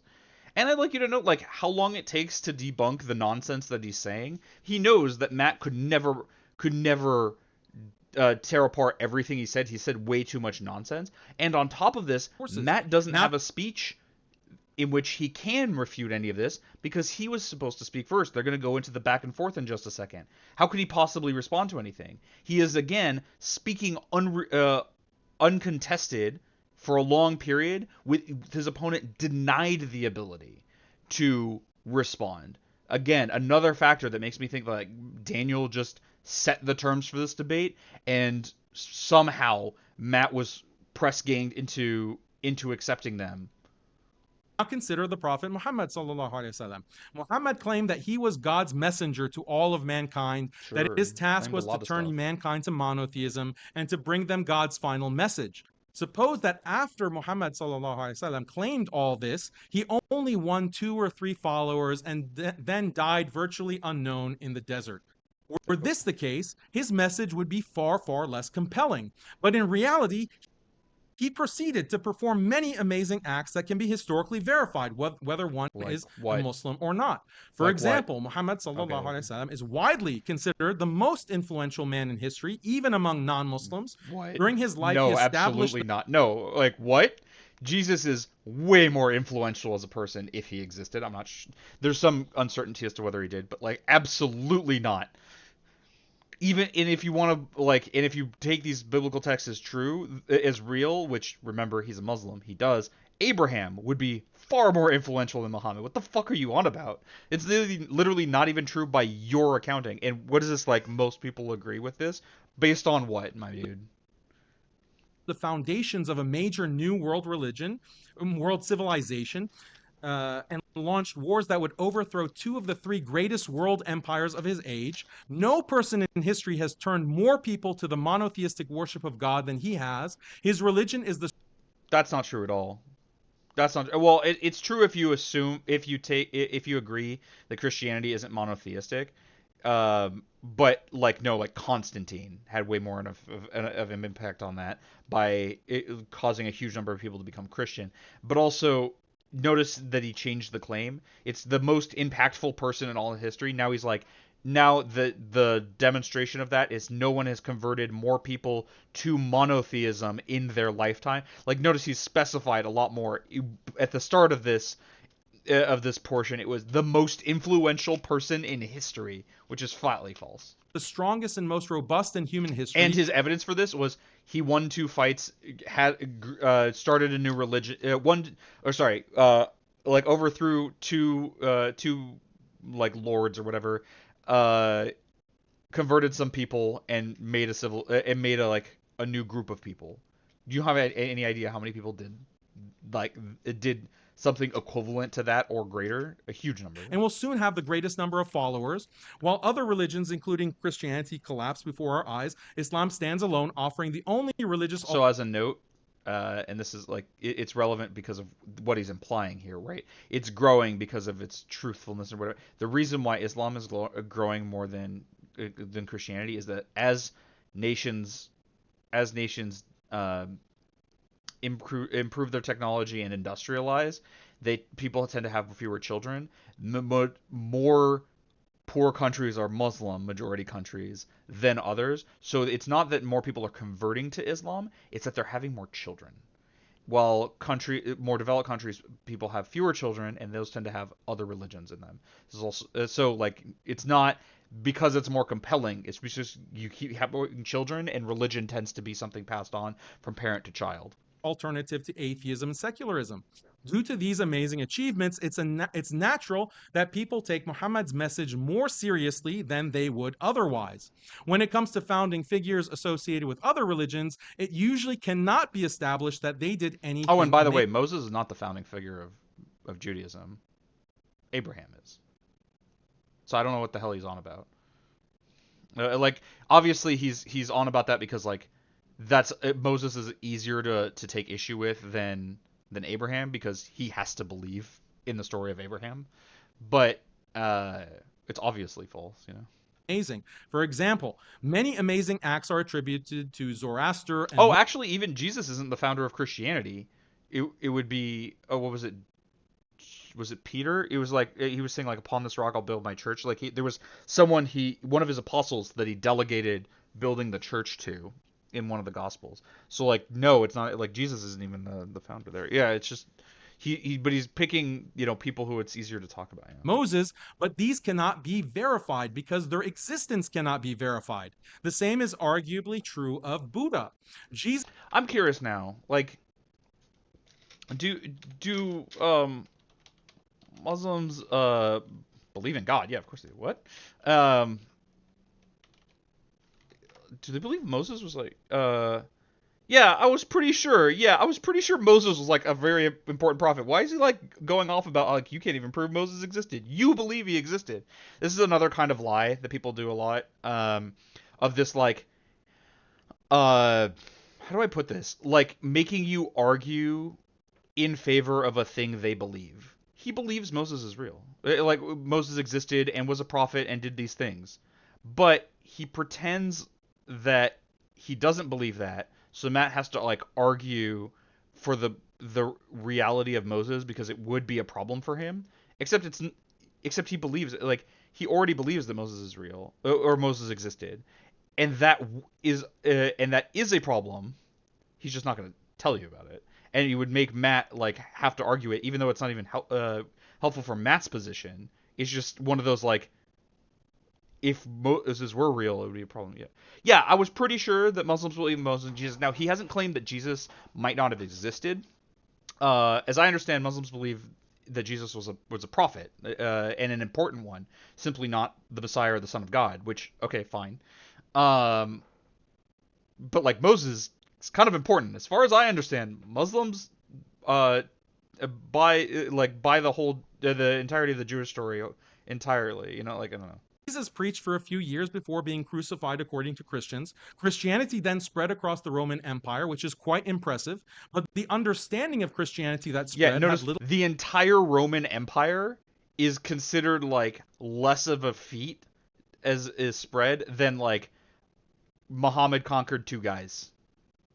to do with what can be traced to the purported teachings of Jesus. Rather, what spread were teachings of Paul, which mutated over time through a series of church councils. Finally, By the statistical way, studies the Quran show has that changed Muslim over time. societies across the world have the highest levels of religious belief and the strongest system of marriage and family. This is due to the Sharia, a concrete, coherent, time-tested This is kind of off topic, but it's also only true if you kind of lie to yourself about stuff. He talks about like, oh, the strongest adherents. Okay, it's like you might as well say the most extremists, the most fundamentalists. It's not necessarily a good thing, but also actually evangelicals might have you beat there too. But also things like the strongest marriages. Well, yeah, when divorce is illegal and like a woman could be fucking stoned to death if she steps out of the house without a chaperone and her hair's uncovered. Like, yeah, your marriages are going to be pretty strong in that like there are punishments, but it doesn't mean that they're good marriages or that people are happy. It's just that they are disallowed from breaking free of bad marriages. system We of had the rules same for thing in how the to live. U.S. Other religions lack such a system. For example, Christianity and Buddhism currently do not have a concrete system of rules to guide people, with the result that Christians and Buddhist populations They- simply take on no. whichever values and norms of the dominant political system. That's not In the necessarily Roman bad, by Empire, the every way. Christian accepts Roman imperialism. In feudal Europe, every Christian accepts European feudalism. In a liberal communist country, every Christian accepts liberalism or communism. Judaism and Hinduism do have systems of rules, but anyone Okay. who closely examines these rules sees that they're full of contradictions and So have are constantly Muslim changed ones? over What? time. As a result, no one, including Jews and Hindus, take them seriously or apply them That's also consistently. not true. Hasidic Jews definitely take them seriously. Very, very seriously. To the point where even in Israel, people hate Hasidic Jews for how bad they are for society for following the rules that seriously. The Sharia is different because it does provide individuals and societies with a concrete blueprint for living a life which values religion, And by the way, marriage, Muslims don't family, adhere to and that community. wholly either. All Like, these what the fuck are you factors talking make about? Islam the most compelling religion. Thank you very much for those openings, gentlemen. I'm going to trust you I'd guys. like to remind you that he did not define compelling in any way, which was kind of important. But then on top of that, like, even if Matt had his opening now, he could not possibly go through all of the nonsense that Daniel just said. It took us how long to get through it? It's impossible. It's just more bullshit per minute than it's possible to refute, you know? But also Matt has been denied the ability to respond in any meaningful way. Now he just has to like get into the back and forth. And Daniel has spoken just uncontested at length. Guys, we're going to jump into the open dialogue to discuss the evidence for Islam. The floor is all yours. Actually, I'm kind of wondering. So it has been suggested to me that I like reach out to Modern Day Debate and seeing about getting on there. I wasn't sure if I have like the following to do that, where they'll like they'd be interested in having me on. But I am actually a little bit interested in like putting a challenge forth to them. I want to debate James about whether his platforming of Daniel is irresponsible or not. And I would take, yes, it is irresponsible, the affirmative position, assuming the burden of proof. I actually kind of want to do that. And I know James doesn't do these debates or whatever, but like, dude, this is ridiculous. And there's been a few other instances of that as well. I think this one's mostly pretty easy. I'm happy to know that Islam is the only thing standing in the way of secularism, because I can find all those Christians. I can stop debating them now. So I'm wondering what the criteria that you're using I mean, you talked about it, It's a reasonable place to start. but you gave a couple of, What do we mean by you implied a compelling? couple of different criteria, like that Islam centers on monotheism, and that As if this that's makes it superior yeah. or more compelling than Christianity, which relies on theism or on the Trinity, except that Christianity is more popular than Islam. So what makes Islam more compelling other than the number of adherents? Basically, he's arguing that yeah, like it is a contradiction in his argument. Basically, what Daniel was trying to do was skirt that by like shifting focus a lot, but also he would say that Islam ought to be more compelling. But we're not asking an ought question. We're asking an is question, and it's not currently the most compelling. So get fucked. I don't know what to tell you. And then it seemed like you suggested that those other ones change, which I agree. That's a problem when you think you've got the truth, and then it changes as the Islam has world, which changed has also, been by impacted the way. by cognitive colonialism, changes around you, and your religion changes. That's a problem for your credibility. But that would make Scientology more Hey, credible. my So man. All what right, hitting criteria it do up. we have to determine that Islam is the most compelling? Which one are you using? Well, it's a confluence of factors. So there's not going to be one, clear cut. Oh, this is it. This is what makes it most compelling. It's a confluence of multiple factors, and that's Okay, natural. Like when but we what are those evaluate any factors? kind of belief system, Okay, it's a but what are those complex belief factors? system. You want to know if I should I accept capitalism or communism or socialism or anarchism. I'll evaluate those complex systems and find multiple things that are compelling about each one. Some will have deal breakers, some will be less compelling in other What aspects. he's You describing have is to take a axiomatic beliefs that confluence we of all have, factors, but he and these hasn't are just presented what four that I his mentioned. They're not the only four, what his but these are things where I what his think we criteria can are. get a Okay, there's more grasp than one criteria. on what do we mean There's by more than one compelling. criterion. Like, what do we mean Tell me what something is at least compelling, one or of those oh, are. okay, this is an interesting idea. We should explore it. Maybe we should accept it. The trouble is Matt's trying to get to what do you mean by compelling, and he is actively avoiding the answer. That's why these are the four that I focused on. So, for example, I could I'd ask you just very honestly to understand your perspective. So, would you concede, for example, or would you agree that it undermines religious belief when texts and doctrines change over time, and Not that Islam necessarily. is more, assuming that It it can, hasn't but not changed, Islam necessarily. is more compelling than Also, Islam has religions that changed. have changed over time, like Christianity, let's say, or Judaism, or Zoroastrianism. Like we can very, I'll give you an example. Like we can very easily imagine a religion where, and maybe there are religions that meet these criteria. I just don't know what they are, so I'm gonna imagine. We can imagine a religion wherein they believe that there is a God that has certain attributes, and like we can see through these stories that we tell, and the fundamental aspects of those stories mostly stay the same, but if they change, it's not really that big a deal because the point is like that God interceded, and the difficulty of the religion, the thing that they pray for, is revelations about from God because we cannot know with certainty truth about the supernatural. God has never spoken directly to us. We must instead try to learn more, and we are faulty, so we will make mistakes and not always get things right. If that changed over time, that would not be a problem for that religion whatsoever, because the whole point is that we are flawed. Our knowledge of the supernatural is something about which we will make mistakes, and we simply seek to correct those mistakes. There would be no problem in things changing. Even the stories part is not accurate. But you can imagine a religion based on the idea of like, well, we have to figure it out, and we make mistakes. Perhaps I think I'm Okay, glad that's a glad you good. mentioned Perhaps is a complicated. good start. Perhaps the thing is, for me, is if the actual scripture changes, um, maybe that could be because it's like correcting something. Um, Yep. so I can't say for sure that that should make it less compelling. I will say that it does impact its credibility as it changes. What I find to impact It it, depends on the claims, right?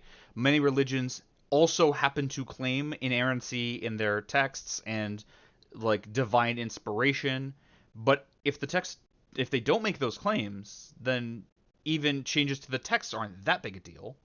its credibility even more is when the religion as practiced begins to deviate from the traditional religion without the text changing, that impacts its And that's not credibility even more. necessarily true. I think we agree. Like, we're on the same page. No, So if you you don't. start You're on different deviating from pages. what the He text wasn't says, listening. like He for wasn't listening. example, He just wants to act like he's many of proving his point. the Hindu texts advocate the caste system, and many Hindus today find the caste system absolutely abhorrent. So that I mean, that you would be an also believe in a example caste system. of It's just the on racial, practitioners or sorry, deviating gender from and what the texts religious actually lines. advocate. So I think we're agreed on that. If there's a deviation with what people are practicing compared to what the text says, because the text is purportedly from a supernatural source, and a supernatural source is going to have certain features. Like, Yeah, but supernatural sources don't necessarily mean that like not all supernatural sources are considered inerrant or like perfect or whatever else. Like if you believed in the Greek pantheon and there's some text supposedly from Athena saying that this is how you should pray, and some or this is how you should worship, and some other text from Hera saying this is how you should worship. Neither of those is wrong. That might be how you should worship that deity or whatever, or that's how you demonstrate that you are an adherent to Hera specifically, and maybe not a follower of Athena because people didn't always like side with all of the gods. It was just kind of a thing, because the gods were always warring. Yeah, this like no, not all religions make these claims, and that's one of the difficulties is that a lot of religious believers will act like every religion is the same in this regard when it's really just theirs, and they're trying to hold other religions to standards that those religions don't really care about.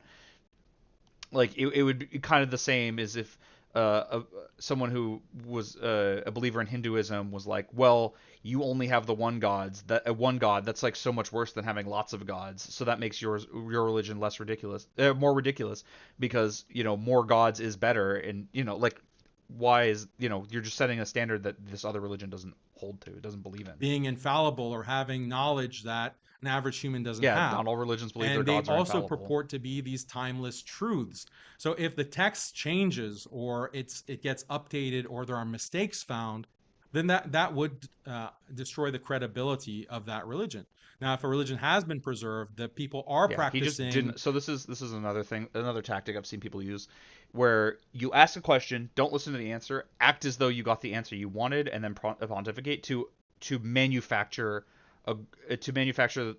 the appearance of agreement, even though your opponent disagreed with you. According And to Matt needs its to be able to push texts, in, but he's not going to be that's able not to proof because that it's the religion is uncivil, true, and but he's that's a going to compelling factor. probably It end adds this to with the a question, credibility. so And I Matt think can't go back Islam to it. is really unique as a religion in that regard. So Oh, he's not ending with a question. Okay, so Matt can would it be like push fair to back say here. that what you're looking at, because it's complex, is almost like a Okay, so this is kind of smart. Like he seems to be going back to like, oh, I'll let ranked him talk. choice voting, where you give Islam a score of 2 out of 50 on popularity and a 1 out Okay, of yeah. So he's 50 going back on. to what do we mean by compelling? The problem is, while like you would be taking the bait a little bit by pushing back on what Daniel said, by not doing so, you make it seem like you agree with the things he said, which are false.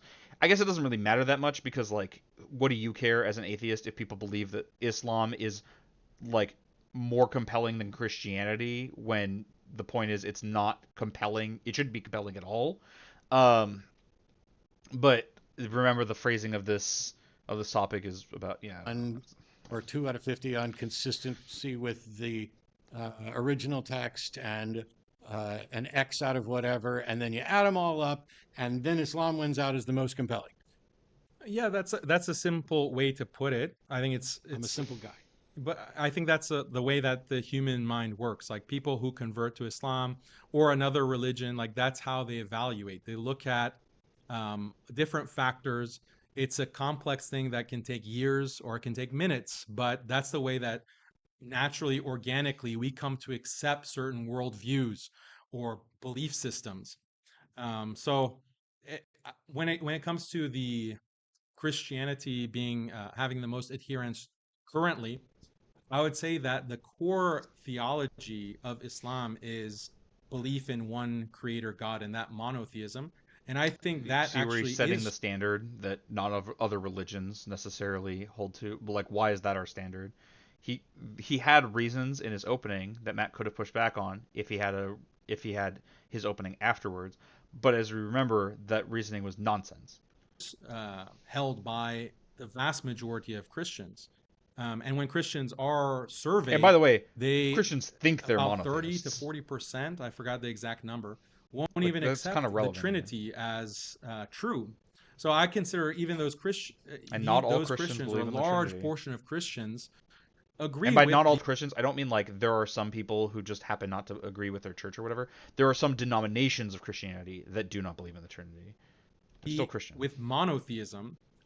Hindus the same thing, Buddhists the same thing. Like this idea of one creator God, one all-powerful creator, that is the dominant theology. And what's interesting is No, if you it's not. survey people across the world about what is your strongest belief, like belief in the afterlife, belief in karma, belief in reincarnation, belief in the Buddha, or belief in God as a creator, the number one most compelling religious belief that people will What he vote means on by compelling is common, but he's acting like that means the same thing. is belief in one God.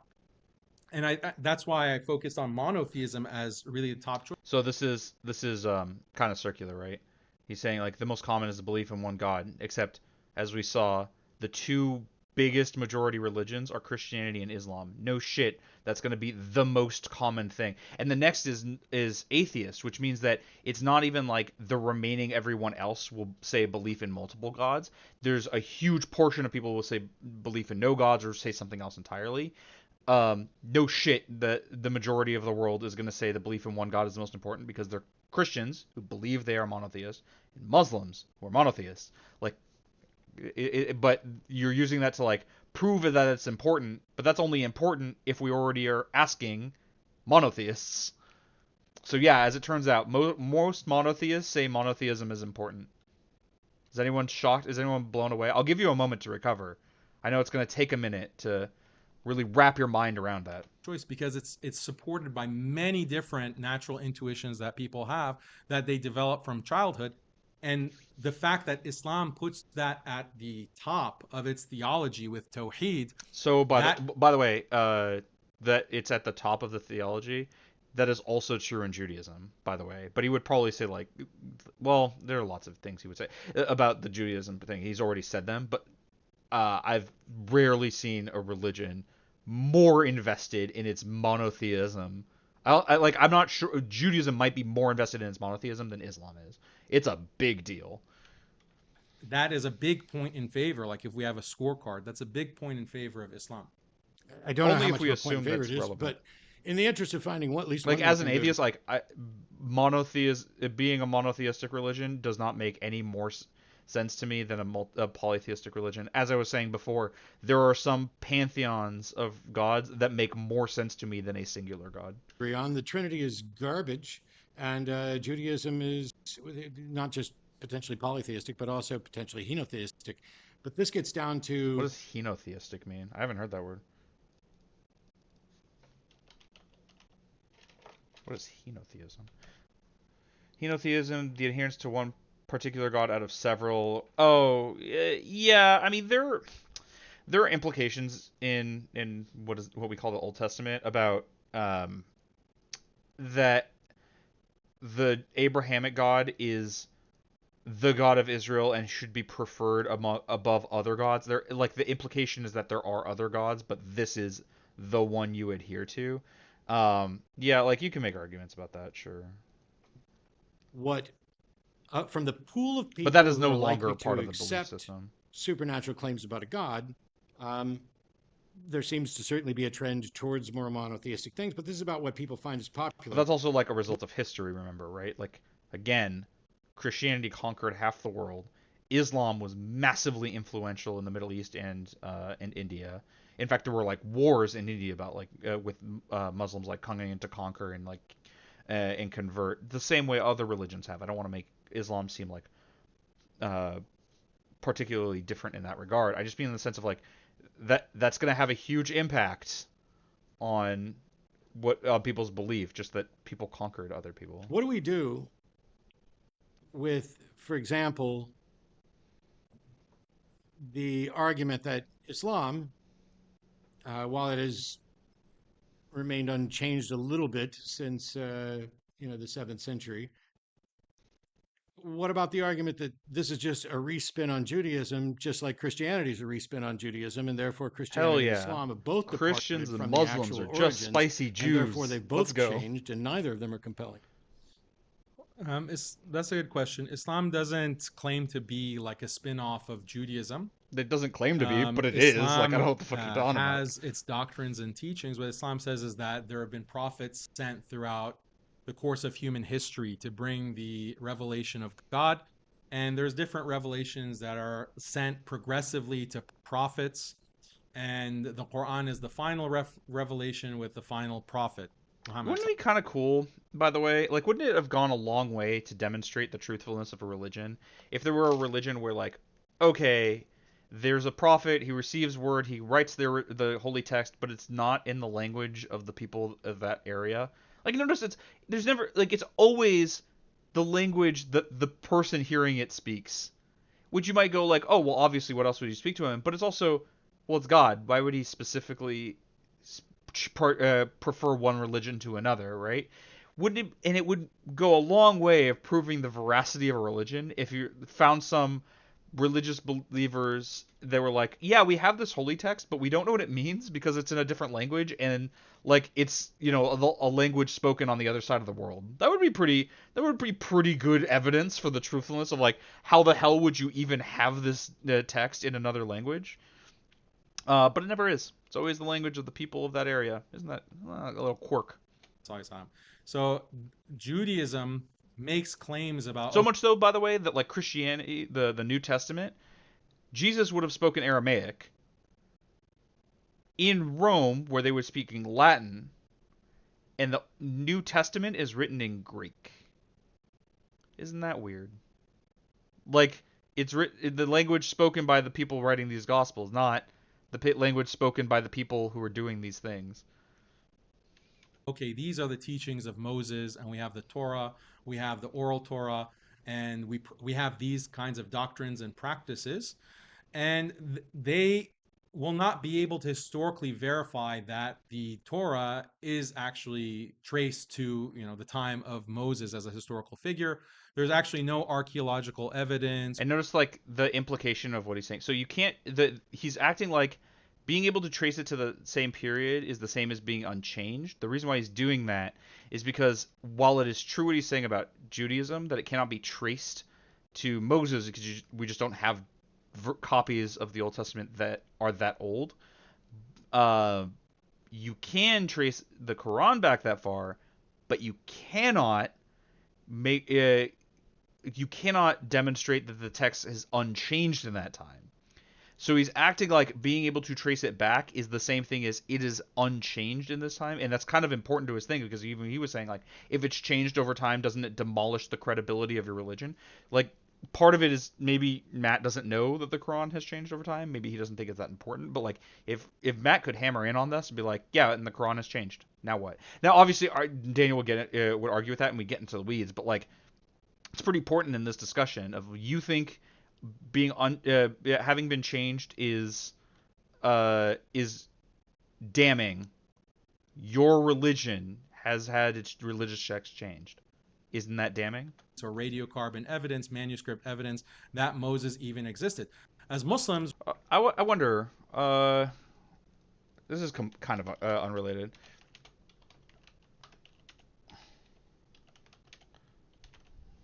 Wonder how old the oldest manuscript is from. That's really old. I don't know when. I don't know when Islam was supposed to have been founded. It's pretty close to this time period, I'm pretty sure, but that's really old. It's possibly though that not within Muhammad's lifetime, but I'm not sure. Like, we believe this is a huge range, by the way, right? Like, if it was in 645, Muhammad might not have been alive at that point. But he might have been. I don't know when Muhammad was supposed to live. I was just curious. That Moses I don't want to existed as a prophet, that and he's one of the most frequently mentioned prophets in the Quran. But we believe in the existence of Moses because of the Quran, but because wasn't we that a believe in the problem Quran, of like, accept we can't revelation. prove that he's real? Or But whatever? with Muhammad, it's like it's a different category because he is verified independently as a historical figure, sallallahu alaihi wasallam, and he in the Quran itself also has been historically verified to the 7th century, and there are non-Muslim accounts but that doesn't mean he wrote it. Notice he didn't say that because he can't prove that. Manuscripts from the 7th century that would describe like what Muslims do. Like, Muslims pray, Muslims face Mecca. That's a real broad thing. They're like, oh, they face Mecca and they pray. By those terms, then like, no, other religions haven't changed either. Jews pray. They face east. They face Jerusalem. Like, okay. For prayers, Muslims have this pilgrimage. Like, all the things that Muslims are doing today, it's been independently historically verified exceptionally that they're broad doing things, it 1400 not years ago. the like specificity. This adds to the compellingness. Is it like a knockdown of like this is the proof? what No, people I'm not say of claiming Sharia that. law, But you it's adding to the compellingness in a unique way that's not found in these other major Yeah, he's religions. lying a lot here, and it's wild. So you said that atheists claim that all religions are equally compelling. I'm an atheist. Matt, okay, don't claim that. fine. He's just not going to push Never back have. on anything. I'm going to have to live But with which that. religion do you think is is more compelling, other than secular humanism? You're defining I that would as say- other than the one I already talked about. I would say, I don't know if you saw the debate that I did with Issa the other day.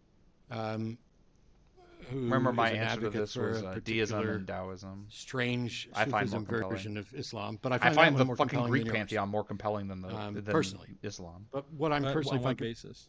Wait, If you hold on. I missed what he said because I was talking over him. That's my bad. And now YouTube's gonna give me issues. Please, please. We're about 2/3 of the way through this portion. Each one's about an hour. a particular strange Sufism version of Islam, but I find that one more compelling than yours, personally. But what I'm Oh, personally on what finding, basis? If you can just flesh that out a little bit. Now we're getting kind of off topic. his version agrees with me on a number of social issues that you and I definitely don't agree on. And so your version of Islam is fundamentally, for me, worse than his. I do like that Matt's Well, putting it in terms of your version of Islam, because Daniel, I do not think, is an accurate representation of any of like significant groups of Muslims. I mean, maybe like there are like radical extremists, but I think he'd be extreme even for a lot of them. Most Muslims do not believe what this wacko believes. The morality question aside, like, is there anything else, like theologically or about doctrine, and that makes it more compelling, or is it just social issues and morality? Well, no. The actual, to be fair, I don't fully understand his doctrines, and I think he's not here. This isn't fair. I probably shouldn't have mentioned him, etc. I don't know what you would think of them. I could easily imagine you and most any other Muslim I've engaged with saying that guy's not a Muslim. I could absolutely imagine that, because he's pretty And that much is an interesting quirk of religion, of an like atheistic Muslim ability to that just be like, loves oh, that guy secular isn't humanism but wants to reform isn't in this Islam. religion, And even so though they how demonstrably that are. ties into this, or I think he wants, I don't want to put words in his mouth. How that ties Christians into are this is, constantly I asked accusing other about Christians of not being Christians. dealing with the notion that Islam is at least a departure, a change from a foundation in Judaism. But we also have the issue of Islam is younger than Christianity or Islam. And so maybe we need to wait 700 years to see how much more it might change, because in addition to that, we have a good history of change that led to, I'm not a history guy. I can see, and I'm not a Muslim, but I'm going to get some of this wrong. But like the, was it the 79 in Iran, where we had basically countries that were primarily Muslim, but they had gotten so far from the foundations that it sparked basically a revolution, and the return of people. And eventually, after the 79 thing, you get into I'm not really Al sure Qaeda in what he's the talking 80s, about. I believe. I don't fully know, but I'm not sure what there are he's talking changes, about. I don't and there care are enough to go people who look are it up. trying to get it back to what it was. And so, if I wonder if the like, because I know of at least two denominations of Islam. I know of Shia and Sunni. I don't remember which one Daniel claims to be, but I wonder if either of them claims that the others are not Muslim, or if they're like apostates or anything like that. I don't know. I wonder. That would be kind of willingness interesting of to know. it is about whether or It's not not it really relevant changes. to this debate. I don't think it's accurate to say that Islam has changed less, because not only have we had less time to look at it, but there have been changes and attempts to bring it back. And so there's a credibility issue. Okay, I'm glad he's Not making necessarily clear from that the there have people who been are saying, "Oh no, changes. we need to stick with the text," but just a credibility issue across. Yeah, I wonder like if like Shia and Sunni Muslims are like, they believe different things for sure, right? Like they're different sects. They definitely are not like the same. If Daniel would have to say that whichever he's not aren't Muslims, right? Like, because they've changed it all. And if he believes in one that like changed from the original manuscript, how the fuck does he square that? I don't know that he does, you know. That's a good point. I didn't even think about like, oh Well, yeah, there are different the kinds text, of like that's different something sects of that's Muslims. objectively been preserved. I put some references on the screen. I cite them in a lot of my debates about the preservation of the Quran and non-Muslims. Yeah, but there are demonstrably claiming this on the basis of differences. manuscripts that they've discovered. I would agree. Like, if 700 years, like it's shown that a religion has changed, that would decrease from its compellingness. That would change the way I rank its compellingness if that were the case. But we're talking about now, like our time now. What is more compelling? Wait, But what? I I'm would, not if you exactly indulge sure me, what he I'd was like to trying to know, say. like, how do you rank the religions in terms of compellingness? So if you, the major religions, Sure. I I don't know have if a you've list of thought their about it. popularity, so I could look at them and try. Um, let me. I don't want to lose my follow up. I'm not even really sure what we're on about. I think that's Or probably my why it's I so lost my follow relaxed, is because like up. Daniel is Let's comfortable with how see. we're so thoroughly off topic. On whether or not they're Like we're not really true. arguing anything that matters. Uh, Because he has made efforts to avoid the possibility of falsifiability, right? He hasn't made clear what he means by compelling. He's just gesturing vaguely to the concept.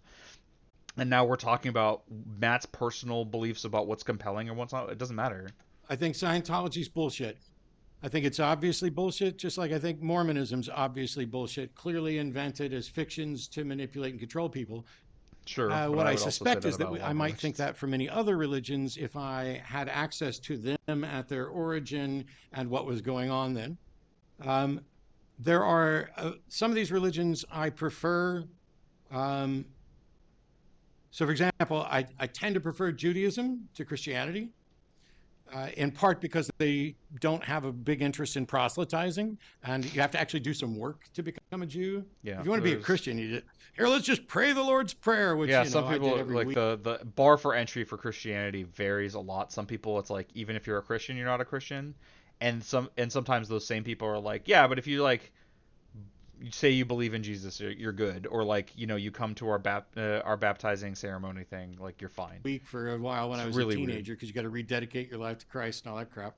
Um, but I find Judaism, I think, as a foundation, the more things you add to it, whether you're adding in the direction of Christianity or Yeah, I adding in mean, the you could direction even of yeah, Islam, I kind not of like to this argument. say He's basically saying like Islam is just Judaism plus other stuff, so it is more compelling in that Judaism has made fewer incorrect claims, fewer things that could be wrong, or said fewer things that could be wrong. that's exactly what happened. Kind of what we were saying I find before that the about more untested introducing more arguments being potential weaknesses. It's kind of what happened with Christianity and Islam. They just said all the things the Jews said, but also this other stuff.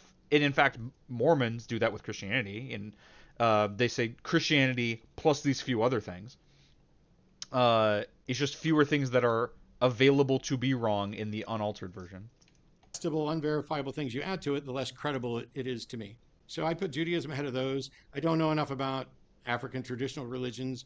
Some things like animism and spiritism, they don't make proclamations so much about how And we by the should way, live our you life. would It's have to, most and like Daniel, you would have to say that on an intuitive level, people believe in that far more than they believe in a singular God. You've like kind of lied about why people prefer a singular God, but even what you were saying, like the intuitive belief is in spirit beings, not gods. You would have to say that like you don't have an extrapolation past animism.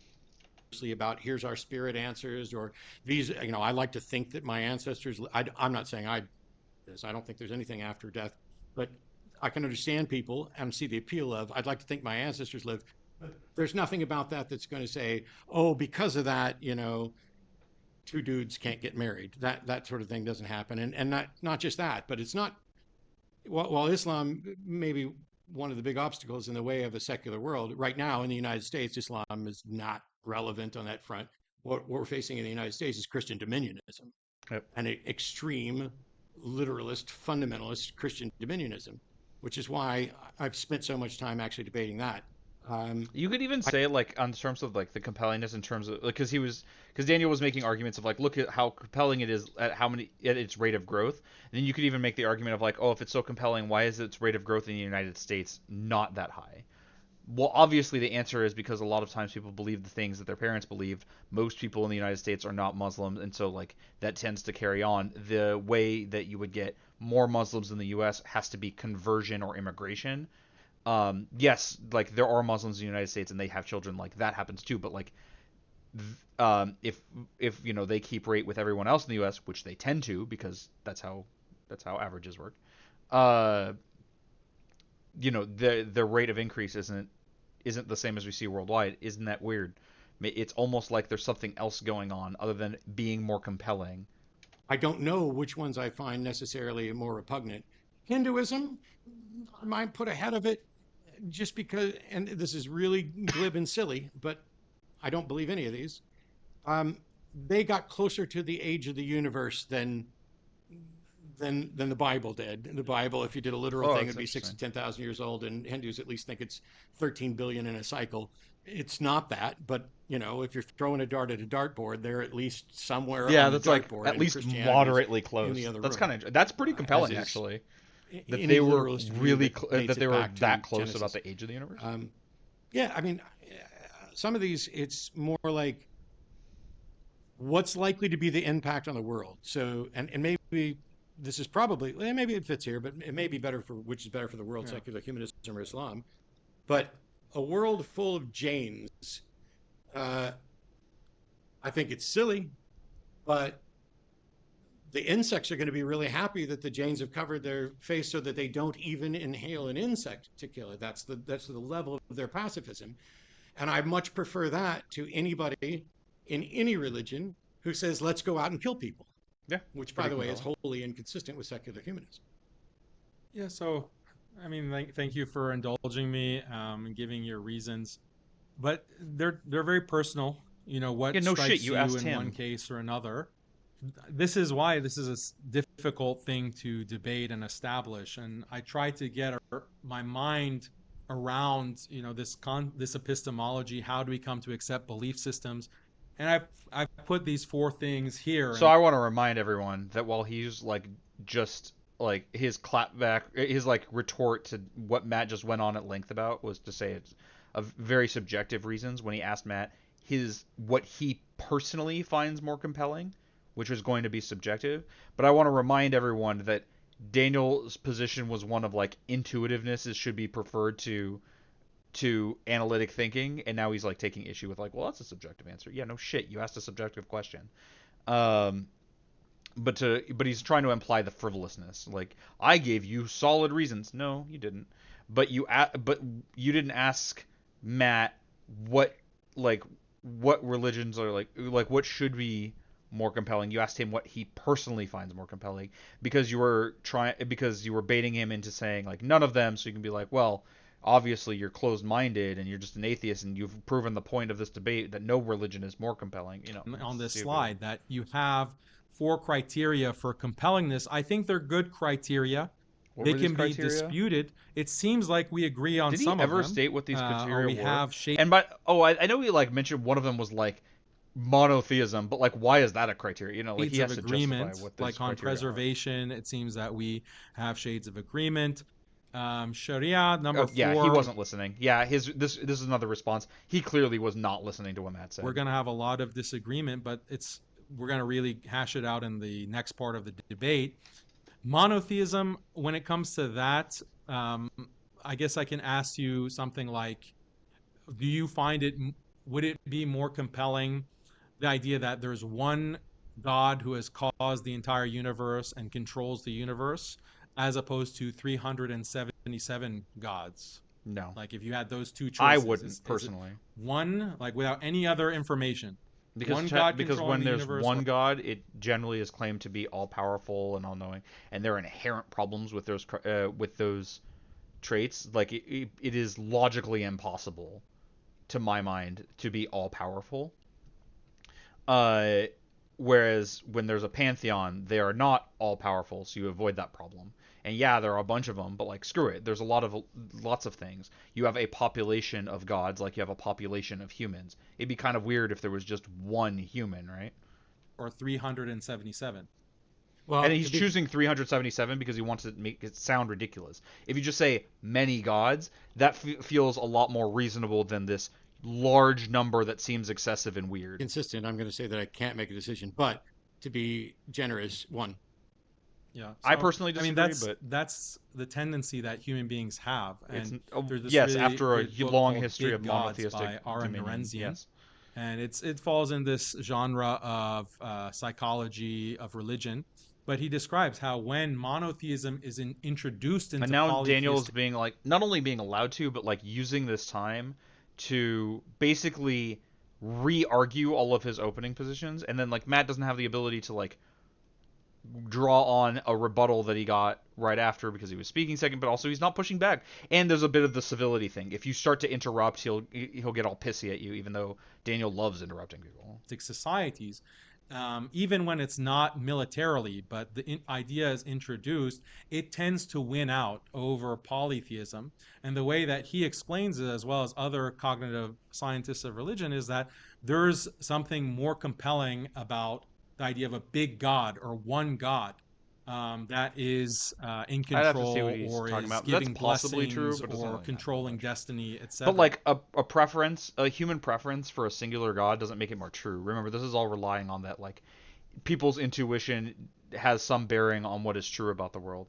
People's intuition about lots of things are wrong. So like, okay, fine, people prefer a singular god, but we're talking about what is compelling. So like, what the fuck does that even mean? Yeah, it's all The this like idea nested. of monotheism There's all this like nested uncertainty based on the terms of the debate, and it's all to Daniel's favor. And it's really annoying to me. I'm has sorry to this keep kind harping of on it. intuitive basis, and that's also why 80 to 90% of people today believe in the idea of an all-powerful creator. What was shocking is that even There's no Buddhists, way because in that's true. Buddhism, Buddha mocked the idea of gods. Buddha mocked, according to Buddhist texts, mocked the idea of Brahma or a creator god. Yet, when we look at Buddhist societies today, the majority will have this kind of belief in monotheism. By the way, how much do these Buddhist societies today rub up against Christian societies? Buddhists are a pretty small portion of the world population. If you're just surrounded by Christians all the time, then yeah, you're gonna start thinking a lot of the things they think because you're just exposed to it constantly. Uh, Even if it's different from your religion, this is a kind of a tendency even in the United States. People who aren't Christian will still think of a lot of things in Christian terms because there are just so many Christians here. So that adds to the compellingness. Like that is just an intuitive, compelling I've idea. met like people have heard of like the Christian atheist. I've met like people who were never Christian who are now atheist that act like Christian atheists. They address things in terms of Christianity because that's what you're surrounded by. Yeah, and so that's the basis for point number one, preservation. Point number two, and then your thoughts on like amazing acts, Yeah, because Matt is every letting him lead the religion claims discussion that way its too much. founder performed miracles, including Islam. Yeah, like But that doesn't the help us amazing acts because of we're not Muhammad are witnessing those paltry miracles. in comparison But to there a are lot of other amazing ones. acts. So, for example, if I sat here and said that, I have supernatural powers and I will conquer the world, and I Wasting will time here. establish this ideology as the one true Yeah, we get ideology what that a everyone stupid accepts. claim is. You all would justifiably laugh at me if it was just claims that I made.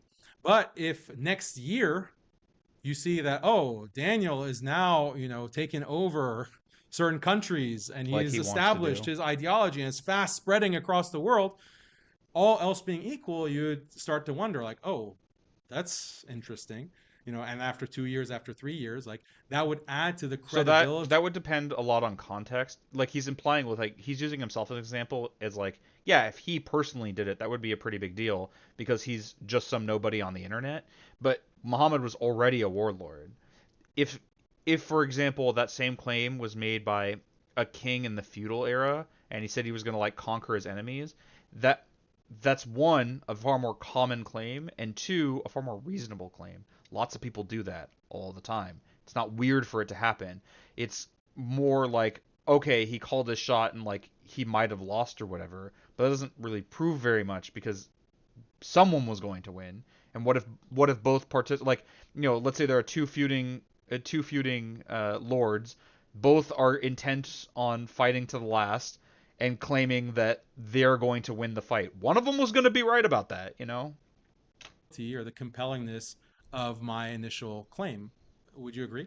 Well, okay, so notice how he put the question. He didn't act. He started the first question he asked was about the compelling acts of Muhammad, but he then went on to ask like, wouldn't it be like his question about himself, like the hypothetical? Shouldn't we be appraising the claims that Muhammad made? But why does he? Maybe he's setting the groundwork or whatever. But I don't know. I just don't trust him for anything. I don't. I'm not completely sure. It might be compelling.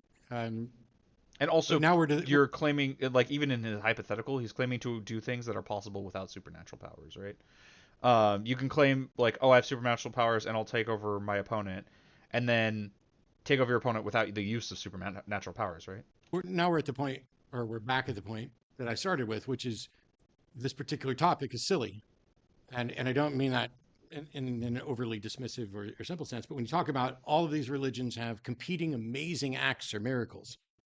So if you took a list of all the religions that include miracles and listed their beliefs, we know that they cannot all be true Yeah. because they have competing views and claims about who and what a god is. Yep.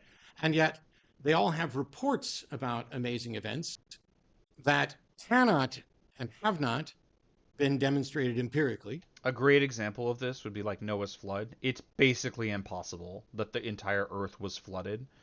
Uh, and as a reminder, Islam accepts claims in Judaism, which includes Noah's flood. Right, so it's literally impossible for that to be the case. Islam believes it's true. Isn't that a demonstration that Islam is not true, right?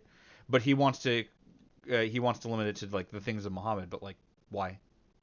There are more claims than that.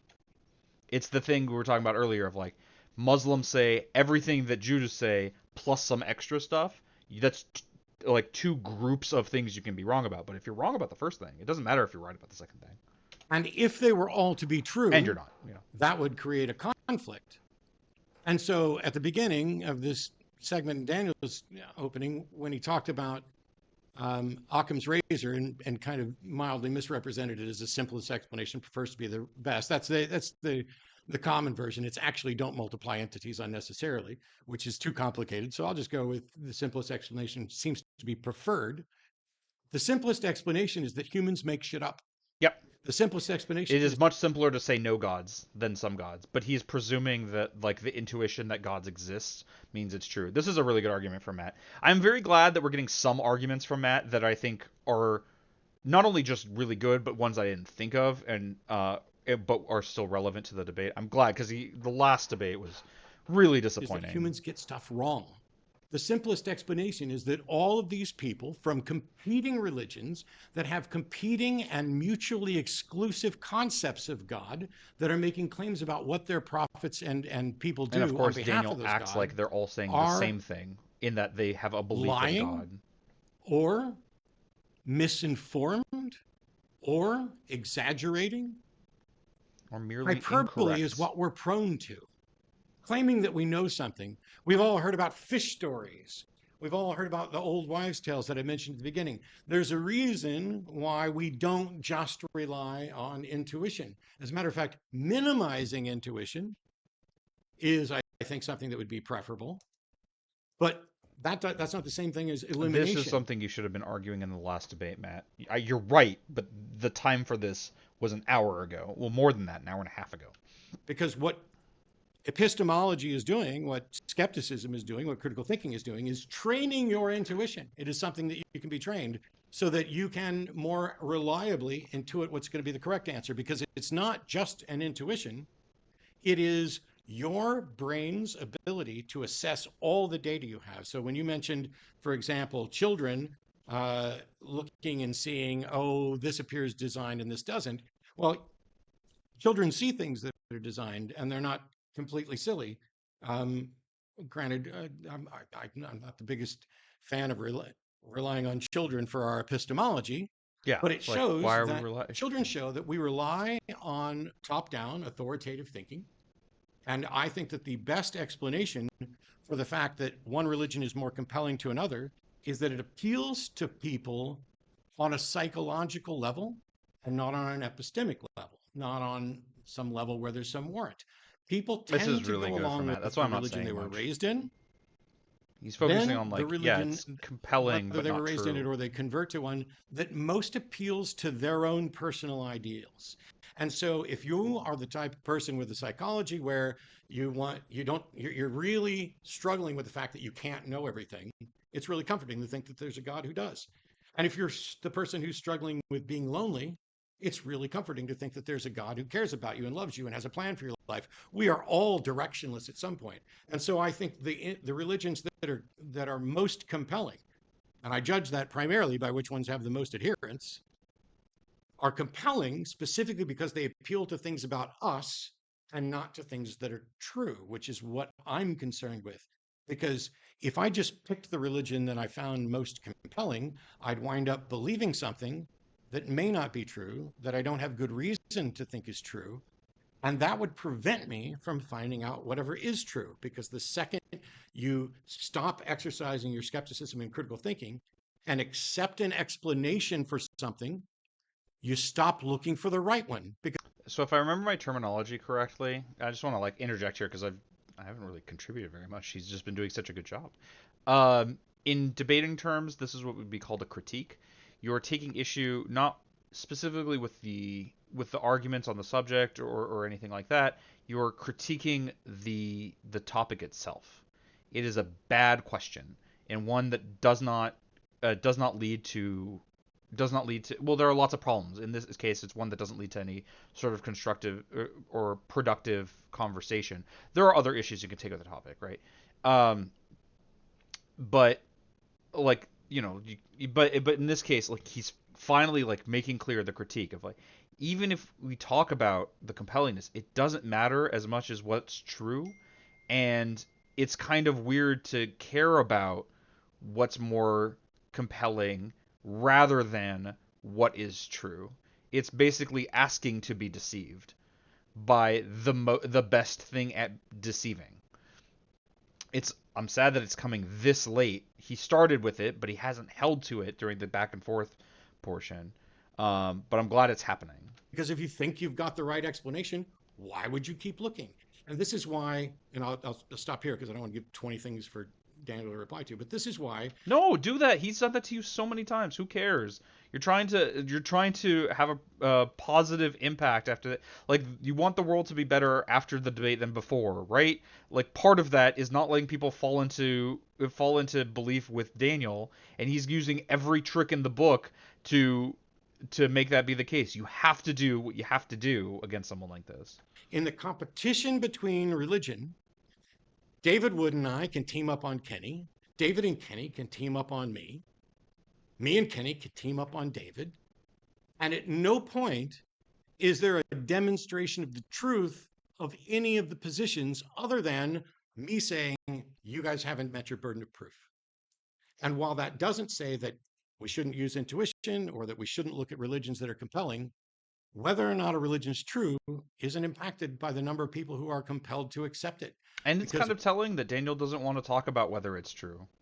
That he wants to talk about whether it's compelling. One truth and is that the like that's the same overwhelming thing. majority of people accept some God over no God. That's just the way it is currently. Will it always be that way? Who knows? I don't know. And it might If not we're have going to always been complain that about way. pushing analytical thinking, I don't think we've done enough.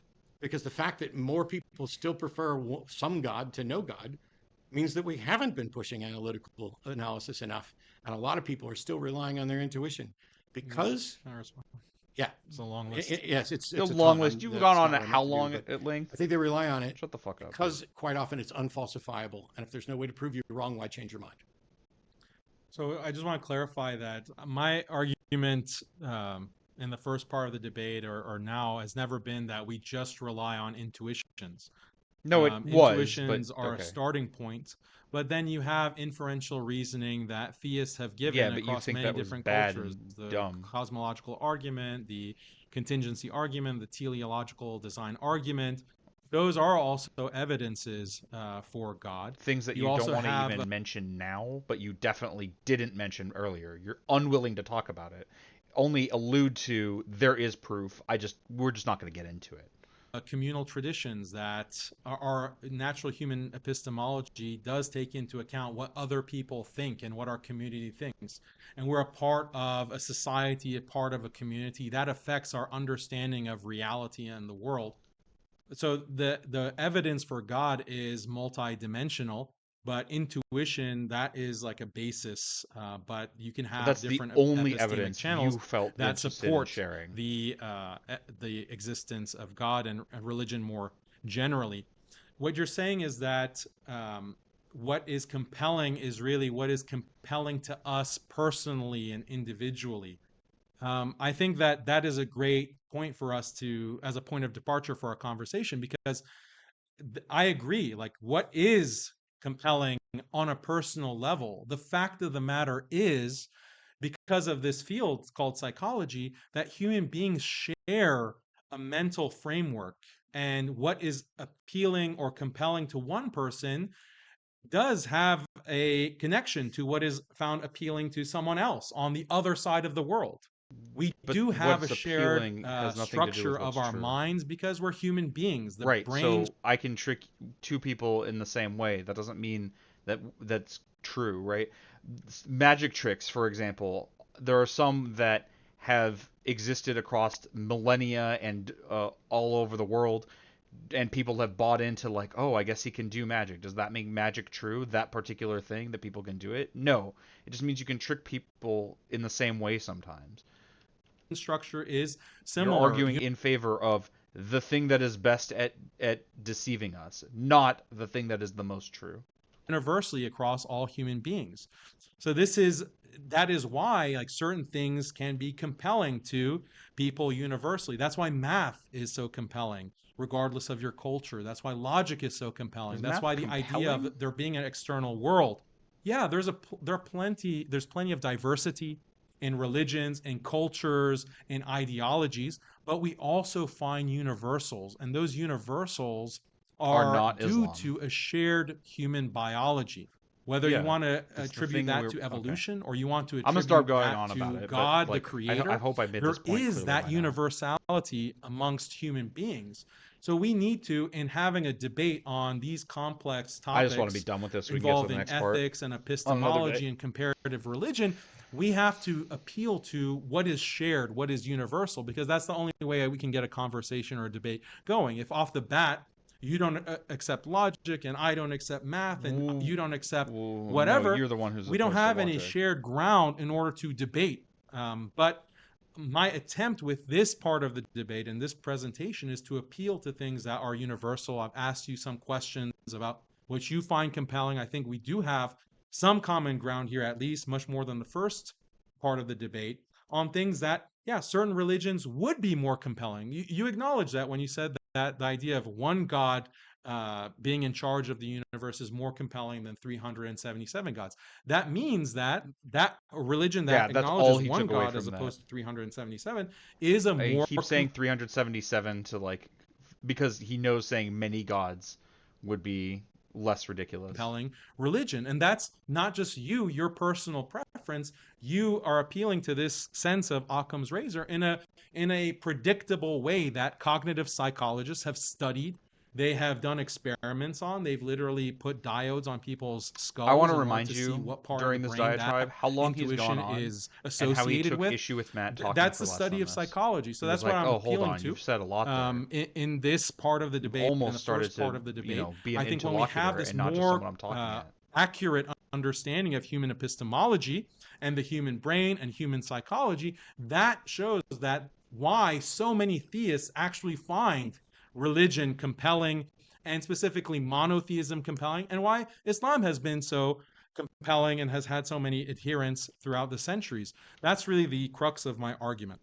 So, just for quick clarification, because I know we're at the time, uh, I don't find math compelling as a result of intuition.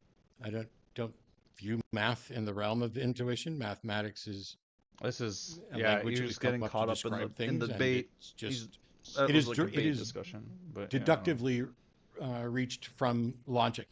Now, logic is, we can't demonstrate the foundations of that. But back Well, I to guess this yeah. portion of the debate, yes, I agree some religions are more compelling than others. And yes, I agree that some of them are more compelling for psychological reasons about who we are as people. I don't agree that any religion is more compelling on the grounds of evidence that it is true. Very And good that that he's bringing is the it part back to that I that. care about. Now, if we're in agreement that religions can't demonstrate their truth, and all we're going to do is look at whether or not people find them compelling, then we might as well just have like American Idol voting and For determine real. a national religion that way.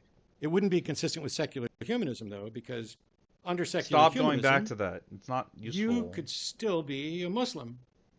Under some versions of Islam, I would be killed for being a secular humanist and saying and doing some of the things that I do, which is why atheist bloggers in Bangladesh were killed. I'm not saying that you or anybody, hashtag not all Muslims, that'll be coming up No, in the not all next round. Muslims, but definitely Daniel. But the notion that a world, which is, I guess we're doing part 3 right after this, a world uh, under Islam versus a world under secular Off topic, humanism, dude. which So one's better? close. You were I guess we'll so sort that close, out in the Matt. next hour. Yeah, we can agree that the scientific method is not going to decide He didn't say anything about between science. religions. So we're agreed on that. He didn't But say anything again, about like the going scientific back to method. the entire basis of my presentation, is that there are psychological tendencies that affect our understanding of reality. There is Oh, it seems that we're almost done. I'm glad for that. This is, well, I'll give my thoughts at the end of it, when it's actually over. I think we're wrapping up here. Notice, of course, that Daniel wants to, like, back to my presentation, because that's the only thing he wants to merely lecture his views in a context where it seems like he's defeating an opponent.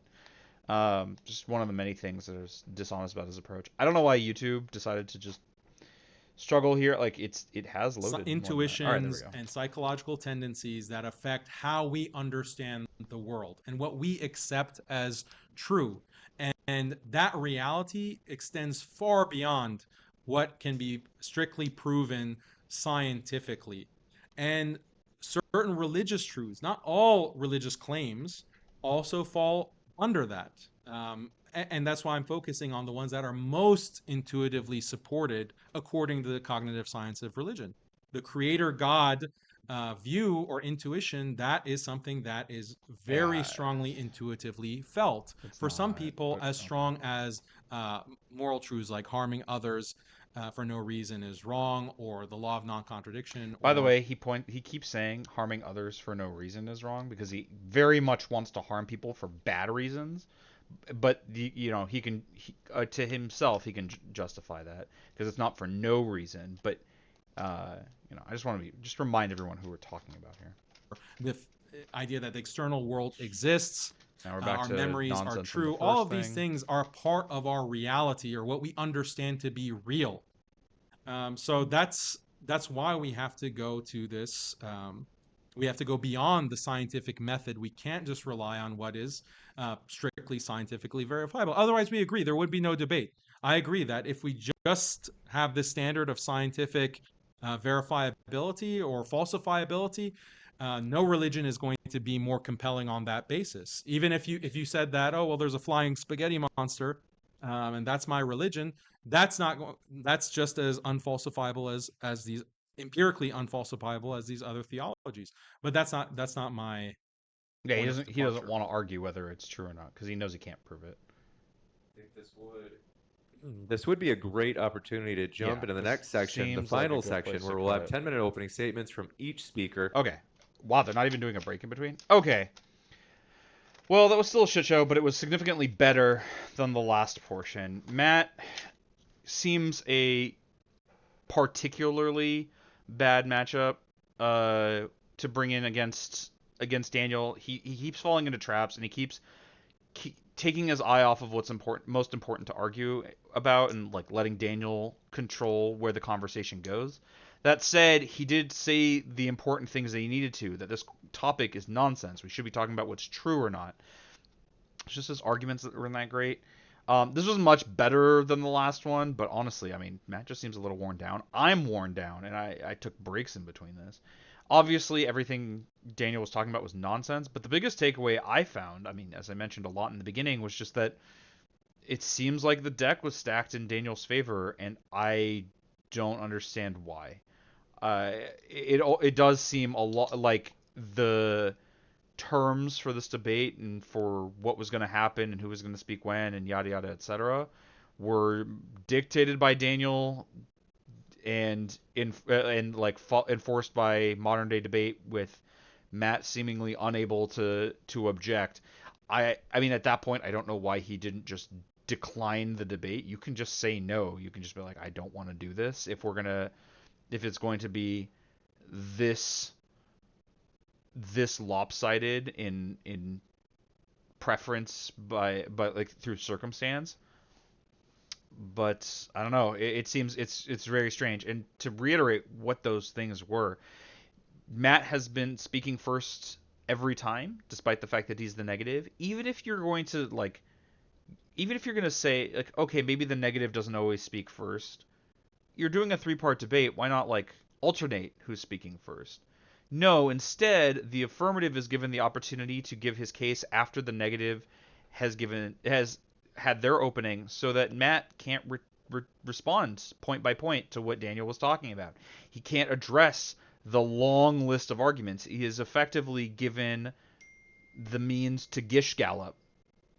He's just basically told you, like, imagine if Matt didn't get an opening whatsoever. It would be indistinguishable as a debate because Daniel can say whatever he wants at length, and then we do the back and forth. That's what happened. Matt could respond to arguments that hadn't been made yet when he's speaking first. That's very strange.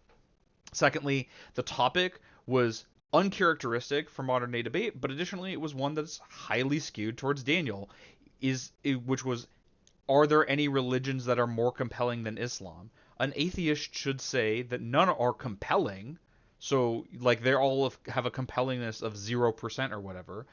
More accurately, it's like I would need this percent, like say 20% compellingness to believe, and all fall below, but to different degrees. Whatever, I'm just pulling out numbers. But but who cares about what's compelling to people? We should be asking about what's true when it comes to religion, so on and so forth. But that's not what the topic was, and it's just it's very strange that Daniel had such an advantageous position from the setting of the debate, and it really makes me wonder. Like I said, I mean, it's bad enough where I would be interested in debating with James, the moderator, about whether modern day debate is irresponsible in their platforming of Daniel, because this was really bad. This was really bad, and we got a little more insight into it this time than we did last time. Well, that said, as I mentioned before, I am quite low energy today, and I actually haven't eaten. So I'm going to log off here. We will pick this up not tomorrow. Tomorrow's Magic Day. That's Wednesday. We'll do that Thursday. I think we'll do These Are the Questions regularly, but we might not do them every week. Every week might be a bit much. So we'll see if Hexic is available next week, or maybe other people can come on, maybe in addition to Hexic. We'll see. But that is the plan. We'll finish this up on Thursday, and be done with this finally. It took quite a while just because it's 3-hour-long debates. It's kind of grueling. Even that is like in Daniel's favor, that he can't really lose. He can only get positive implications for the next debate from the prior. Yeah, it's really, really wild. Well, that said, I hope everyone has a great rest of your day. Thank you so much for watching, and I'll catch you next time. Bye.